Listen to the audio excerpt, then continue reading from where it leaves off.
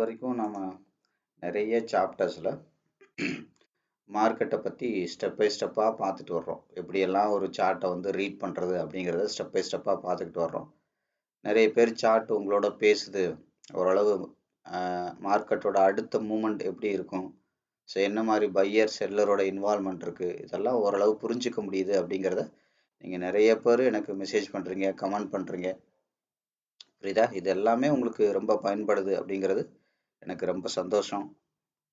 But என்னன்னா மார்க்கெட்டை பற்றி நீங்கள் கிளியர் கட்டாக தெரிஞ்சுக்கணும். சும்மா ஒரு டெக்னிக்கலாக தெரிஞ்சு யூஸ் கிடையாது, அதெல்லாம் உண்மைதான். பட் என்னென்னா கிளியர் கட்டாக தெரியணும். ஒரு மார்க்கெட்டை பிஸ்னஸாக பண்ணுறதுக்கான மொத்த விஷயமும் உங்களுக்கு தெரியணும். ஸோ அதுதான் ரொம்ப முக்கியம். பார்த்தீங்களா? சும்மா அங்கங்கே கொஞ்சம் கொஞ்சம்லாம் தெரிஞ்சு பிஸ்னஸாக பண்ணி பணம் சம்பாதிக்க முடியாது. ஸோ அதெல்லாம் நீங்கள் அப்ளை பண்ணிங்கன்னா வந்து பார்த்தீங்கன்னா 1-2 இடத்துல தான் ப்ராஃபிட் வரும். ஓவரால் ப்ராஃபிட் வர்றதுக்கான அந்த விஷயங்கள் எல்லாம் நீங்கள் முழுசாக கற்றுக்கிட்டு அதை ப்ராக்டிஸ் பண்ணிவிட்டு அதுக்கப்புறம் அந்த கான்ஃபிடென்ட் லெவல் சைக்காலஜிக்கல் ஃபிட்னஸ் வந்ததுக்கப்புறம் நீங்கள் மார்க்கெட் அப்ரோச் பண்ணுறது தான் ஒரு ஆரோக்கியமான இதை தொழிலாக பண்ணுறதுக்கான வழி. ஸோ அதுக்கு முன்னாடி நீங்கள் பண்ணுற எந்த முயற்சியுமே வந்து பார்த்தீங்கன்னா மார்க்கெட்டில் வந்து உங்களுக்கு பெரிய அளவில் நஷ்டத்தை கொடுக்கும். லாபத்தை விட நஷ்டத்தை தான் அதிகமாக ஜாஸ்தியாக கொடுக்கும். நான் அடிக்கடி சொல்கிறது தான், டெக்னிக்கலுங்கிறது ஒரு 10% மட்டும்தான் மார்க்கெட்டுக்கு தேவை. மீதம் இருக்கிற 90% விஷயங்கள் இருக்குது. அதில் 30% ஃபண்ட் மேனேஜ்மெண்ட், 30% சைக்காலஜி. அப்போ 60% அதில் போயிடுது. அப்போ மீதம் இருக்கிற 40% விஷயங்களுக்கு மட்டும்தான் இதெல்லாம் பயன்படும். அதையுமே நீங்கள் ஒன்றோட ஒன்று கனெக்ட் பண்ண தெரிஞ்சால் மட்டும்தான் பயன்படுத்த முடியும். சும்மா வந்து வெறுமனே ஒரு 5 மினிட்ஸ் சார்ட்டையோ இல்லை ஏதாவது ஒரு இடத்துல எடுத்துக்கிட்டு மார்க்கெட்டை கனெக்ட் பண்ணுறதுங்கிறது உங்களுக்கு என்ன சொல்கிறது, ஒரு தெளிவான முடிவு எடுக்க முடியாது. மார்க்கெட்டோட மூவ்மெண்ட் வந்து ஜென்ரலாக எப்படி இருக்கும்னு பார்த்தீங்கன்னா கவனிங்க. இப்போ இங்கேருந்து ஒரு மார்க்கெட் வந்திருக்கு, திரும்ப பையர் வந்து செட்டில் ஆனோடனே மார்க்கெட் மூவ் பண்ணுறாங்க. திரும்ப என்ன பண்ணுவாங்கன்னா, இப்போ ஃபார் எக்ஸாம்பிள் இது 5 மினிட்ஸ்னு வச்சுக்கோங்க. 5 மினிட்ஸில் கண்ட்ரோல் ஆஃப் ஃபியர் மார்க்கெட்டில் முடியும், எடுப்பாங்க, போகும். போனதுக்கப்புறம் தான் மார்க்கெட் செட்டில் ஆகி மறுபடியும் என்ன ஆகும், மார்க்கெட் மேலே பையரோட கண்ட்ரோலில் மேலே போகும். மறுபடி மார்க்கெட் என்ன ஆகும்னா 15 மினிட்ல மறுபடியும் கண்ட்ரோல் ஆஃப் ஃபியர் ஸ்டார்ட் ஆகும். நீங்கள் இப்படி தான் மார்க்கெட் இருக்கும். அதுக்கப்புறம் என்ன ஆகும், பையர் கண்ட்ரோல் எடுத்து மேலே கொண்டு போவாங்க. ஒவ்வொரு தடவையும் பையர் எவ்வளோ ப்ராஃபிட் எடுக்கிறாங்களோ, ஐ மீன் எவ்வளோ கண்ட்ரோல் எடுத்து மேலே கொண்டு போகிறாங்களோ அதை விட ஜாஸ்தியாகவும் கொண்டு போவாங்க. புரியுதுங்களா? ஸோ அந்த மாதிரி கொண்டு போவாங்க. அடுத்து மார்க்கெட் வந்து பார்த்தீங்கன்னா 1 ஹவரில் கண்ட்ரோல் எடுப்பாங்க. ஸோ அப்போ 1 ஹவரில் வந்து கண்ட்ரோல் ஆஃப் ஃபியரில் மார்க்கெட் வேலை செய்யும். ஸோ அது வந்து பார்த்தீங்கன்னா அதுக்கப்புறம் பையர் வந்து இது மாதிரி 1 to 2 மடங்கு கொண்டு போவாங்க. ஸோ அதுக்கப்புறம் வந்து பார்த்தீங்கன்னா மார்க்கெட் 4 ஹவரில் கண்ட்ரோல் எடுப்பாங்க, கண்ட்ரோல் ஆஃப் ஃபியரில் போகும். ஸோ அதுக்கப்புறம் தான் அதுக்கு மாதிரி வந்து பார்த்தீங்கன்னா ஒரு ஏற்கனவே ஹையஸ்ட் என்ன பையர் கண்ட்ரோல் எடுத்து கொண்டு போயிருக்காங்களோ ஸோ அது மாதிரி 1 or 2 டைம்ஸ் கொண்டு போவாங்க. இப்படி தான் மார்க்கெட்டோட ஸ்ட்ரக்சர் இருக்கும். ஃபுல் ஸ்ட்ரக்சர் இப்படி தான் இருக்கும். நீங்கள் எல்லா இடத்துலையும் போயிட்டு இப்போ இந்த இடத்துல 5 மினிட்ஸ் எடுத்திருந்தீங்க அப்படின்னா உங்களுக்கு வேலை செய்யும். ஆனால் இந்த இடத்துல மார்க்கெட் இருக்கும்போது வந்து பார்த்தீங்கன்னா 5 மினிட்ஸ் எடுத்தீங்கன்னா வேலை செய்யாது, லாஸ் மட்டும் தான் வரும். இந்த இடத்துல வேலை செய்யாது, இந்த இடத்துல வேலை செய்யாது, இந்த இடத்துல வேலை செய்யாது, லாஸ் மட்டும் தான் வரும். தெரியுதுங்களா உங்களுக்கு? அப்போ நீங்கள் வந்து இந்த இடத்துல லாபம் எடுக்கிறதுக்கான விஷயம் மட்டும்தான், மார்க்கெட்டை ரீட் பண்ணுறது மட்டும்தான் நீங்கள் படிச்சிருக்கீங்க.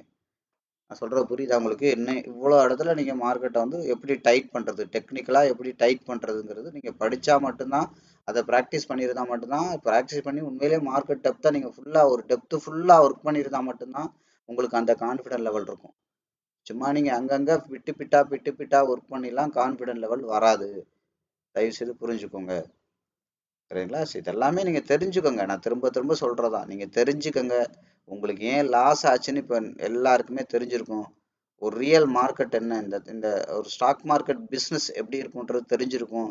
ஒரு பெரிய பணக்காரங்க வந்து எப்படி ஆப்ரேட் ஆவாங்க, மார்க்கெட் வந்து எப்படி ஆப்ரேட் பண்ணுவாங்க தெரிஞ்சிருக்கும். இப்போ நான் சொன்னேன் இல்லையா, மார்க்கெட் என்ன பண்ணுவாங்க, ஆட்டோமேட்டிக்காக ஒரு கண்ட்ரோல் ஆஃப் ஃபியர் இருக்கும், அடுத்து கண்ட்ரோல் ஆஃப் கிரீட் இருக்கும், control of fear, control of greed, control of fear, control of greet.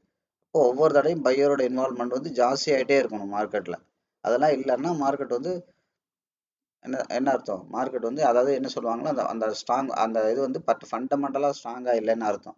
அது உண்மையிலே கீழே போய் செட்டில் ஆகுறதுக்கு, ஜீரோவில் போய் செட்டில் ஆகுறதுக்கு, அடிமாட்டு விலையில் ஜீரோவில் போய் செட்டில் ஆகுது. அதாவது என்ன அர்த்தம், அங்கே வந்து பெரிய பையரோட இன்வால்மெண்ட்டே இல்லைன்னு அர்த்தம். ஸோ அதனால் ஒரு மார்க்கெட் வந்து நான் ஏற்கனவே சொன்னேன், இண்டஸ்ட்ரி, எக்கனாமி, இந்த மாதிரி நான் 3 விஷயம் சொன்னாலே, அதனால எதனால இந்த மார்க்கெட் கீழே போகுது அதெல்லாம் உங்களுக்கு தெரியணும். சும்மா போயிட்டு ஒரு ஸ்டாக் வந்து உண்மையிலே ஃபண்டமெண்டலி வீக்காக இருக்கும். அது உண்மையிலே கீழே போய் ஜீரோக்குள்ளே தான் போய் செட்டில் ஆகிற மாதிரி இருக்கும். அதை பிடிச்சி நம்ம வாங்கிலாம் ஒன்றுமே பண்ண முடியாது. ஸோ அதனால் ஒவ்வொரு விஷயங்களும் உங்களுக்கு தேவை. அப்போ மார்க்கெட்டை வந்து நீங்கள் கனெக்ட் பண்ண தெரியணும், ப்ராப்பராக ரீட் பண்ண தெரியணும், மார்க்கெட் என்ன பவுண்ட்ரியில் இருக்குன்னு தெரியணும், ஸோ அங்கே பெரிய பணக்காரங்க வந்துட்டாங்களான்னு தெரியணும், அந்த இடத்துக்கு நீங்கள் எவ்வளோ பணம் போடணும்னு தெரியணும். புரியுதுங்களா? ஸோ அதுக்கு உண்டான ஃபிட்னஸ் இருக்கணும். இவ்வளவும் சேர்ந்தது தான் ஒரு ட்ரேடிங் பிஸ்னஸ். ட்ரேடிங் பண்ணுறது வேற, ட்ரேடிங் பிஸ்னஸ் பண்ணி ப்ராஃபிட் எடுக்கிறது வேற. இப்போ நான் ஏற்கனவே சொன்ன மாதிரி ஒவ்வொரு 3வது ட்ரேடும் உங்களுக்கு உங்களோட கேபிட்டல் குரோ ஆகிட்டே இருக்கணும். ஸோ அதனால் இந்த விஷயங்கள்லாம் நீங்கள் சீரியஸாக முழுசாக கற்றுக்கங்க. நீங்கள் இந்த இடத்துல மட்டும்தான் இருக்கீங்க. ஒரு 5 மினிட்டோட பவுண்டரியில் மட்டும்தான் நீங்கள் உங்களுக்கு மார்க்கெட் அனலைஸ் பண்ண தெரியும். ஒன்னோட ஒன்று கனெக்ட் பண்ணி நீங்கள் மார்க்கெட் வந்து அனலைஸ் பண்ண தெரியாது. புரியுதுங்களா? அதனால தான் நான் உங்களுக்கு என்ன சொல்கிறது அப்படின்னா, நீங்கள் கவனமாக இருங்க. நீங்கள் இன்னும் முழுசாக கற்று முடிக்கல. இதெல்லாம் நீங்கள் எப்படின்றது தெரிஞ்சிருக்கீங்க. முன்னை விட இப்போ பெட்டராக மார்க்கெட்டை தெரிஞ்சுக்கிட்டீங்க, அவ்வளோதான். முன்னாடி ஒரு ஊருக்கு போகிறீங்க, வழி தெரியல. இப்போ வழி வந்து கிளியராக தெரியும். எந்த இடத்துல லெஃப்ட்டு, ரைட்டு, எந்த இடத்துல யூ டர்ன் எல்லாமே கிளியராக தெரிஞ்சிருக்கு, அவ்வளோதான். அவ்வளோ மட்டும்தான். ஆனால் இனி அந்த போகிற ட்ராவல் இனிமே தான் இருக்குது ஆக்சுவலி. புரியுதுங்களா? ஒரு ரூட்டு மட்டும் தான் தெரிஞ்சிருக்கீங்க. பட் இன்னும் ட்ராவல் பண்ணுறது, லைவாக ட்ராவல் பண்ணுறதெல்லாம் மார்க்கெட்டில் நீங்கள் நினைக்கிற மாதிரி இருக்காது. டோட்டலி வேறு மாதிரி இருக்கும். அது மாதிரி மார்க்கெட்டோட டெப்த்தெல்லாம் நம்ம ஈஸியாக சொல்லிட்டேன், இப்படி தான் இருக்கணும்.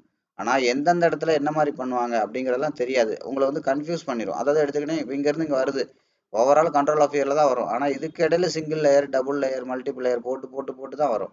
சும்மா அப்படியே பார்த்தவொடனே இப்படி படத்தில் நான் வரைஞ்ச மாதிரி வந்துச்சுன்னா தான் எல்லாருமே பண்ணலாமே, அப்படி இருக்காது. ஆனால் அதை ரீட் பண்ண தெரியணும், கனெக்ட் பண்ண தெரியணும். அதனால தான் சொல்கிறது. ஸோ அப்படியே இருக்காது. டோட்டலி வேற வேற மாதிரி இருக்கும். ஒரே பிளே தான் பண்ணுவாங்க அவங்க பெரிய பணக்காரங்க. ஆனால் வேற வேற மாதிரி பண்ணுவாங்க. சில இடத்துல பிரேக் அவுட்ல வச்சு பண்ணுவாங்க, சில இடத்துல வந்து பார்த்தீங்கன்னா சப்போர்ட்டாக பண்ணுவாங்க, சில இடத்துல பார்த்தீங்கன்னா ட்ரெண்டு கிட்ட பண்ணுவாங்க. ஆனால் அதிகபட்சம் என்ன பண்ணுவாங்க, நிறைய இடத்துல உங்களை ட்ரிக் பண்ணி ஏமாற்றி ஏமாற்றி ஏமாற்றி தான் கொண்டு போவாங்க. புரியுதுங்களா? எல்லாருக்கும் எங்கே இருக்குது மார்க்கெட் அப்படின்னு தெரியிற இடத்துல அங்கேருந்து மார்க்கெட் பார்த்தீங்கன்னா வேகமாக கொண்டு போவாங்க. இதுதான் நடக்கும். பாருங்க, இந்த இடத்துல நீங்க சப்போர்ட்னு நினைப்பீங்க. இந்த இந்த சப்போர்ட் கிட்ட தான் பாருங்க மார்க்கெட் உடைச்சா வேகமா போவாங்க. கண்ட்ரோல் ஆஃப் இயர்லே வந்துட்டு இருக்கு. மறுபடியும் பாருங்க மார்க்கெட் செட்டில் ஆயிருக்கு. இதெல்லாம் உங்களுக்கு தெரியணும்.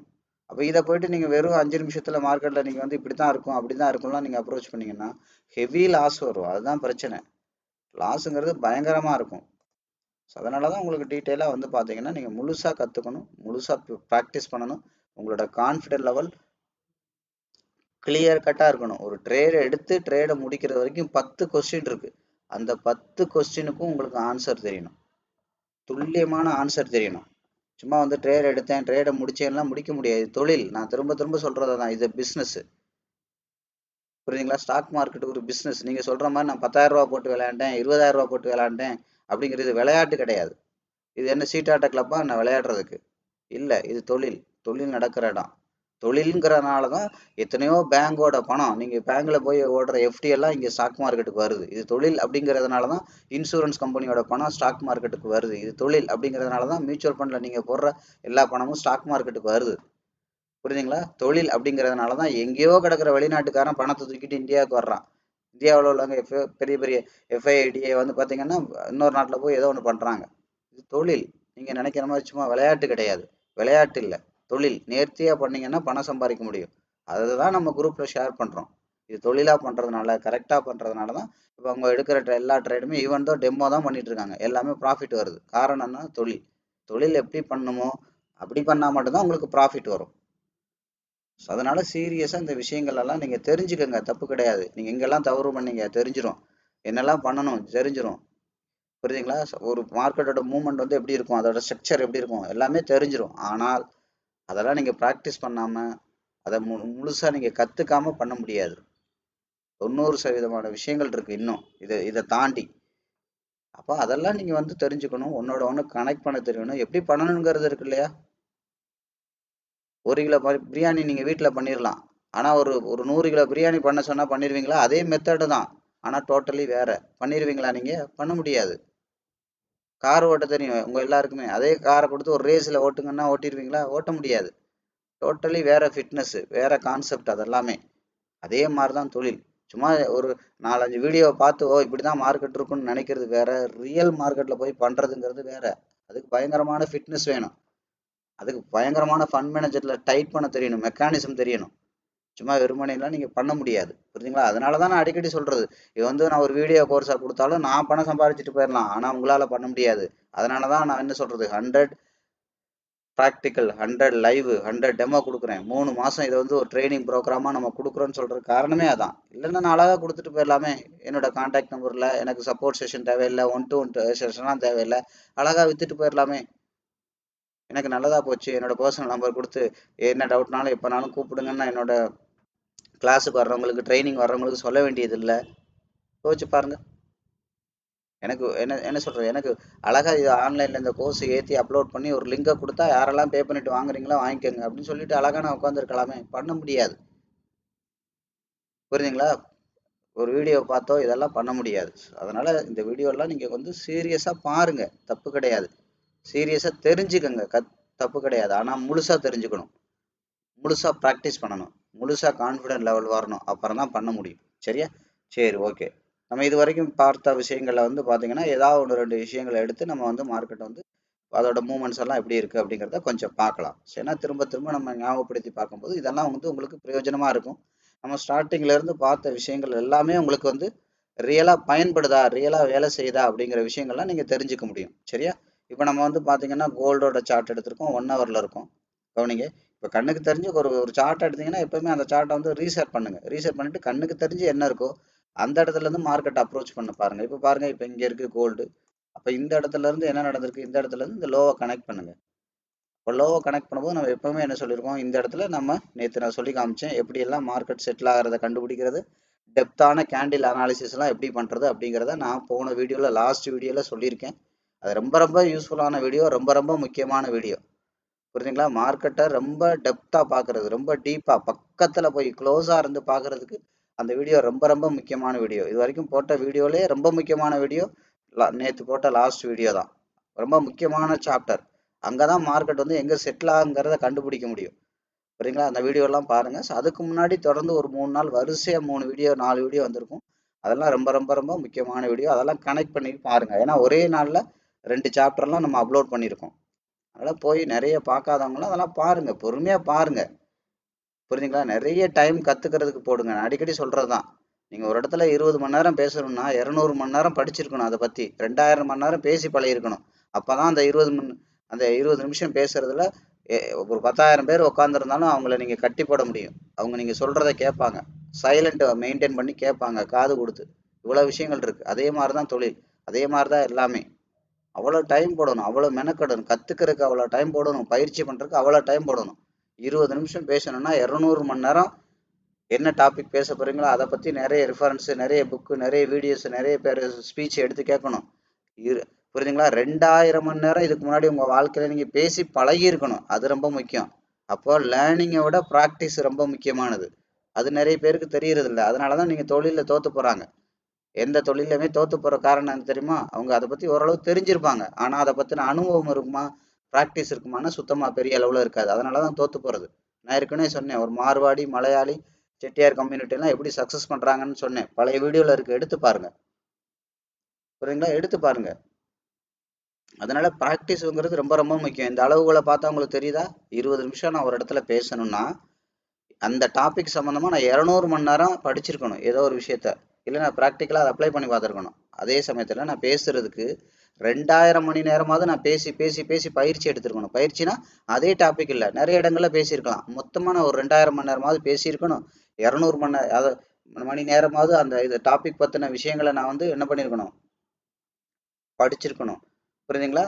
20 நிமிஷம் இப்போ நான் பேசினேன்னா 10,000 பேர் ஒரு கூட்டத்தில் இருந்தாலும் நான் பேசுகிறத கவனிப்பாங்க. அங்கே ஒரு பின் சைலண்ட் இருக்கும். புரியுதுங்களா? அவ்வளோ கிளாரிட்டி இருக்கும். நான் பேசுகிறதுல அவ்வளோ பவர் இருக்கும். புரியுதுங்களா? அதான் புரியுதுங்களா? 20 மணி நேரம், 20 நிமிஷம் பேசுறதுக்கு 200 மணி நேரம் அதை பற்றின நாலேஜ் இருக்கணும். 2000 மணி நேரம் ப்ராக்டிஸ் பண்ணியிருக்கணும். அப்போ ப்ராக்டிஸ்க்கு எவ்வளோ முக்கியம் தெரியுதா? அதே மாதிரி தான் ஸ்டாக் மார்க்கெட்டு. ஸ்டாக் மார்க்கெட் நீங்கள் தொழிலில் ஜெயிக்கணும்னா இவ்வளோ விஷயங்கள் இருக்குது. சும்மா நாலேஜாக தெரிஞ்சு நீங்கள் ஜெயிக்க முடியாது. அடிக்கடி சொல்கிறது தான், டிரைவிங் சீட்டில் உட்காராமல் கார் ஓட்ட முடியாது, தண்ணிக்குள்ளே குதிக்காமல் நீச்சல் வராது. அதே மாதிரி தான் இது தொழிலாக கற்றுக்கணுன்னா நீங்கள் தொழில் நல்லா தெரிஞ்சவங்களோட கூட இருந்து நீங்கள் பயிற்சி எடுக்கணும். அதனால தான் 100 டெமோ ட்ரேடு, 100 லைவ் ட்ரேடு, கிட்டத்தட்ட 100 நாள் டைம் ஆகும். புரியுங்களா? இல்லாட்டி உங்களுக்கு வீடியோவை கொடுத்துட்டு அழகா நீங்கள் 10 நாளில் பார்த்து பண்ணுங்கன்னு சொல்லாமே, பண்ண முடியாது. எனக்கு காசு வரும், நான் வாங்குன்னு கத்த வேண்டாம். 1-to-1 session, community support session, அதுக்கப்புறம் உங்களுக்கு வீடியோ ரெடி பண்ணி அனுப்புறது, நீங்கள் எப்பெல்லாம் டவுட் கேட்குறீங்களோ சொல்கிறது, இதெல்லாம் நான் என்னோட ஸ்டூடெண்ட்டுக்கு நான் பண்ண வேண்டாமே. சரி சரி கவனிங்க. அப்போ என்ன பண்ணுறோம்னா, மார்க்கெட் கண்ணுக்கு தெரிஞ்சு அதை ரீசெட் பண்ணி முதல்ல அந்த பவுண்டரியை வந்து ட்ரா பண்ணுங்க. எங்கேருந்து எங்கே வந்திருக்கு, இங்கே வந்திருக்கு. அப்போ இங்கே கேண்டில் அனலைஸ் பண்ணுறது எப்படிங்கிறது லாஸ்ட் வீடியோலாம் இருக்குது. அப்போ அதில் நீங்கள் பார்த்தீங்கன்னா அடுத்த மார்க்கெட் என்ன நடந்திருக்கு, 50% தாண்டி கவனிங்க வெளியில் பாடி வச்சிருச்சு. அப்போ பாடி வச்சா என்ன நடக்கும், திரும்ப இந்த 50% தாண்டி கீழே வர்றதுக்கான வாய்ப்பு குறைவு. அதுக்காக வரக்கூடாதுன்னு கிடையாது, கீழே உடச்சி போகக்கூடாதுன்னு கிடையாது. அந்த இடம் வந்தாலும் மறுபடியும் கேண்டில் அனாலிசிஸ் பண்ணணும், அவ்வளோதான் விஷயம். நேற்று சொன்னது தான். அப்போ என்ன நடக்கும், மார்க்கெட் வந்து அந்த பேசிக்கே போயிரும்னு சொன்னோம், அந்த பேசிக்கே போயிருக்கு. இப்போ பேஸை தாண்டும் போது அடுத்து மார்க்கெட் எங்கே போகணும் அப்படின்னு நமக்கு தெரியணும் இல்லையா? இங்கே இருக்குது, இங்கே இருக்குது, சரி இங்கே கண்ணுக்கு தெரிஞ்சு 50 இங்கே இருக்குது, இல்லை 75 கூட ட்ரா பண்ணிடலாம், 100 கூட ட்ரா பண்ணிடலாம். ஸோ அப்போ பேஸை தாண்டி எங்கே போகணும்னு தெரியுதுன்னா இப்போ நீங்கள் என்ன பண்ணணும், அடுத்த ஹையர் டைம் ஃப்ரேம் போகணும். இதுதான் நான் சொன்னேன். அதாவது front to back, back to front போகும். அப்கிரேட் பண்ணணும், டவுன் கிரேட் பண்ணணும், இதெல்லாம் நான் சொன்னேன். பழைய வீடியோவில் இருக்குது, எடுத்து பாருங்கள். ஒவ்வொரு விஷயமும் நான் கீவேர்டாகவே சொல்லிடுறேன். அப்போது ஒவ்வொரு கீவேர்டாக நீங்கள் கனெக்ட் பண்ணிங்கன்னா தான் மார்க்கெட் புரிஞ்சுக்க முடியும். புரியுதுங்களா? நாலேஜ் உங்களுக்கு கிடைக்கும், பட் அதை ப்ராக்டிஸ் பண்ணணும். அதுக்கப்புறம் தான் நீங்கள் ட்ரேடாக பிஸ்னஸாக பண்ண ஆரம்பிக்கணும். சரியா? அப்போ அப்கிரேட் பண்ணணும். அப்கிரேட் பண்ணணும்னா என்ன அர்த்தம், இதுக்கு முன்னாடி இருக்கிற பெரிய ஃப்ரேம் எது, 1 ஹவருக்கு அப்புறம் 4 ஹவர் தான். அப்போ 4 ஹவர் போயிட்டீங்கன்னா இப்போ பாருங்கள் 4 ஹவர் போயாச்சு, ரீசெட் பண்ணுங்கள். இப்போ 4 ஹவரை இந்த ஹையில் இருந்து இந்த லோவுக்கு கனெக்ட் பண்ணுங்கள். அப்போ நல்லா கவனிங்க, இப்போ தெரியுதா? அப்போ 1 ஹவரில் மார்க்கெட் வந்து இந்த பேஸை உடச்சிருச்சு அப்படின்னா என்ன ஆகும், அடுத்து 4 ஹவரோட 50%க்காக மார்க்கெட் போகிறதுக்கு ட்ரை பண்ணும். அதான் விஷயம், அங்கே தான் போகும். கவனிச்சிங்களா? அங்கே தான் போயிருக்கு, தெரியுதா? அங்கே தான் போயிட்டு மார்க்கெட் செட்டில் ஆயிருக்கு. இதை தான் நான் சொன்னேன். ஒவ்வொரு தடவையும் மார்க்கெட் வந்து வேறு வேறு பவுண்டரிக்கு ட்ராவல் பண்ணிகிட்டே இருக்கும். ஒவ்வொரு டைம் மெதுவாக ட்ராவல் பண்ணணும்னு அவசியம் கிடையாது. ஒரே கேண்டிலில் கூட 4 ஹவர் வரைக்கும் போகும், டே வரைக்கும் போகும். எங்கேருந்து எங்கே போகுதுனே தெரியாது. அப்போ அந்த இடத்துக்கு நீங்கள் என்ன பண்ணணுங்கிறது தெரிலன்னா மார்க்கெட் வந்து உங்கள் கண்ட்ரோல்ல இருந்து ஜம்ப் ஆகிடும். ஒரு கார் ஓட்டுறீங்க, உங்கள் கண்ட்ரோல்லே இல்லை அந்த காரு, நீங்கள் பயந்துட்டீங்க, ஓவர் ஸ்பீடில் இல்லை ஒரு வளைவில் பயந்துட்டீங்க, இல்லை ஒரு லாரி வரும்போது பயந்துட்டு காரை உங்கள் கண்ட்ரோல்லேருந்து விட்டீங்கன்னா என்ன ஆகும், என்ன மாதிரி ஒரு விபரீதம் நடக்கும்னே தெரியாது. அது மாதிரி தான் மார்க்கெட், அது மாதிரி தான் பிஸ்னஸ்ஸு. உங்கள் கண்ட்ரோலில் வச்சுக்கணும். மார்க்கெட் எவ்வளவு வேகமாக போனாலும், மார்க்கெட்டில் என்ன நடந்தாலும், டெக்னிக்கலாக ஒரு மார்க்கெட்டை டைட் பண்ணுறீங்க, உங்கள்ட்ட இருந்து ஜம்ப் ஆகிடுதுன்னா ஃபண்டமெண்டலாக அதை பிடிச்சி டைட் பண்ண பார்க்கணும். அதுலேயும் ஜம்ப் ஆகிடுதுன்னா ஃபண்ட் மேனேஜ்மெண்ட்டில் பிடிச்சி டைட் பண்ண பார்க்கணும். புரியுதுங்களா? அதுலேயும் ஜம்ப் ஆகுதுன்னா உங்களோட ஃபிட்னஸ் அங்கே இருக்கணும், அப்போ தான் நீங்கள் பண்ண முடியும்.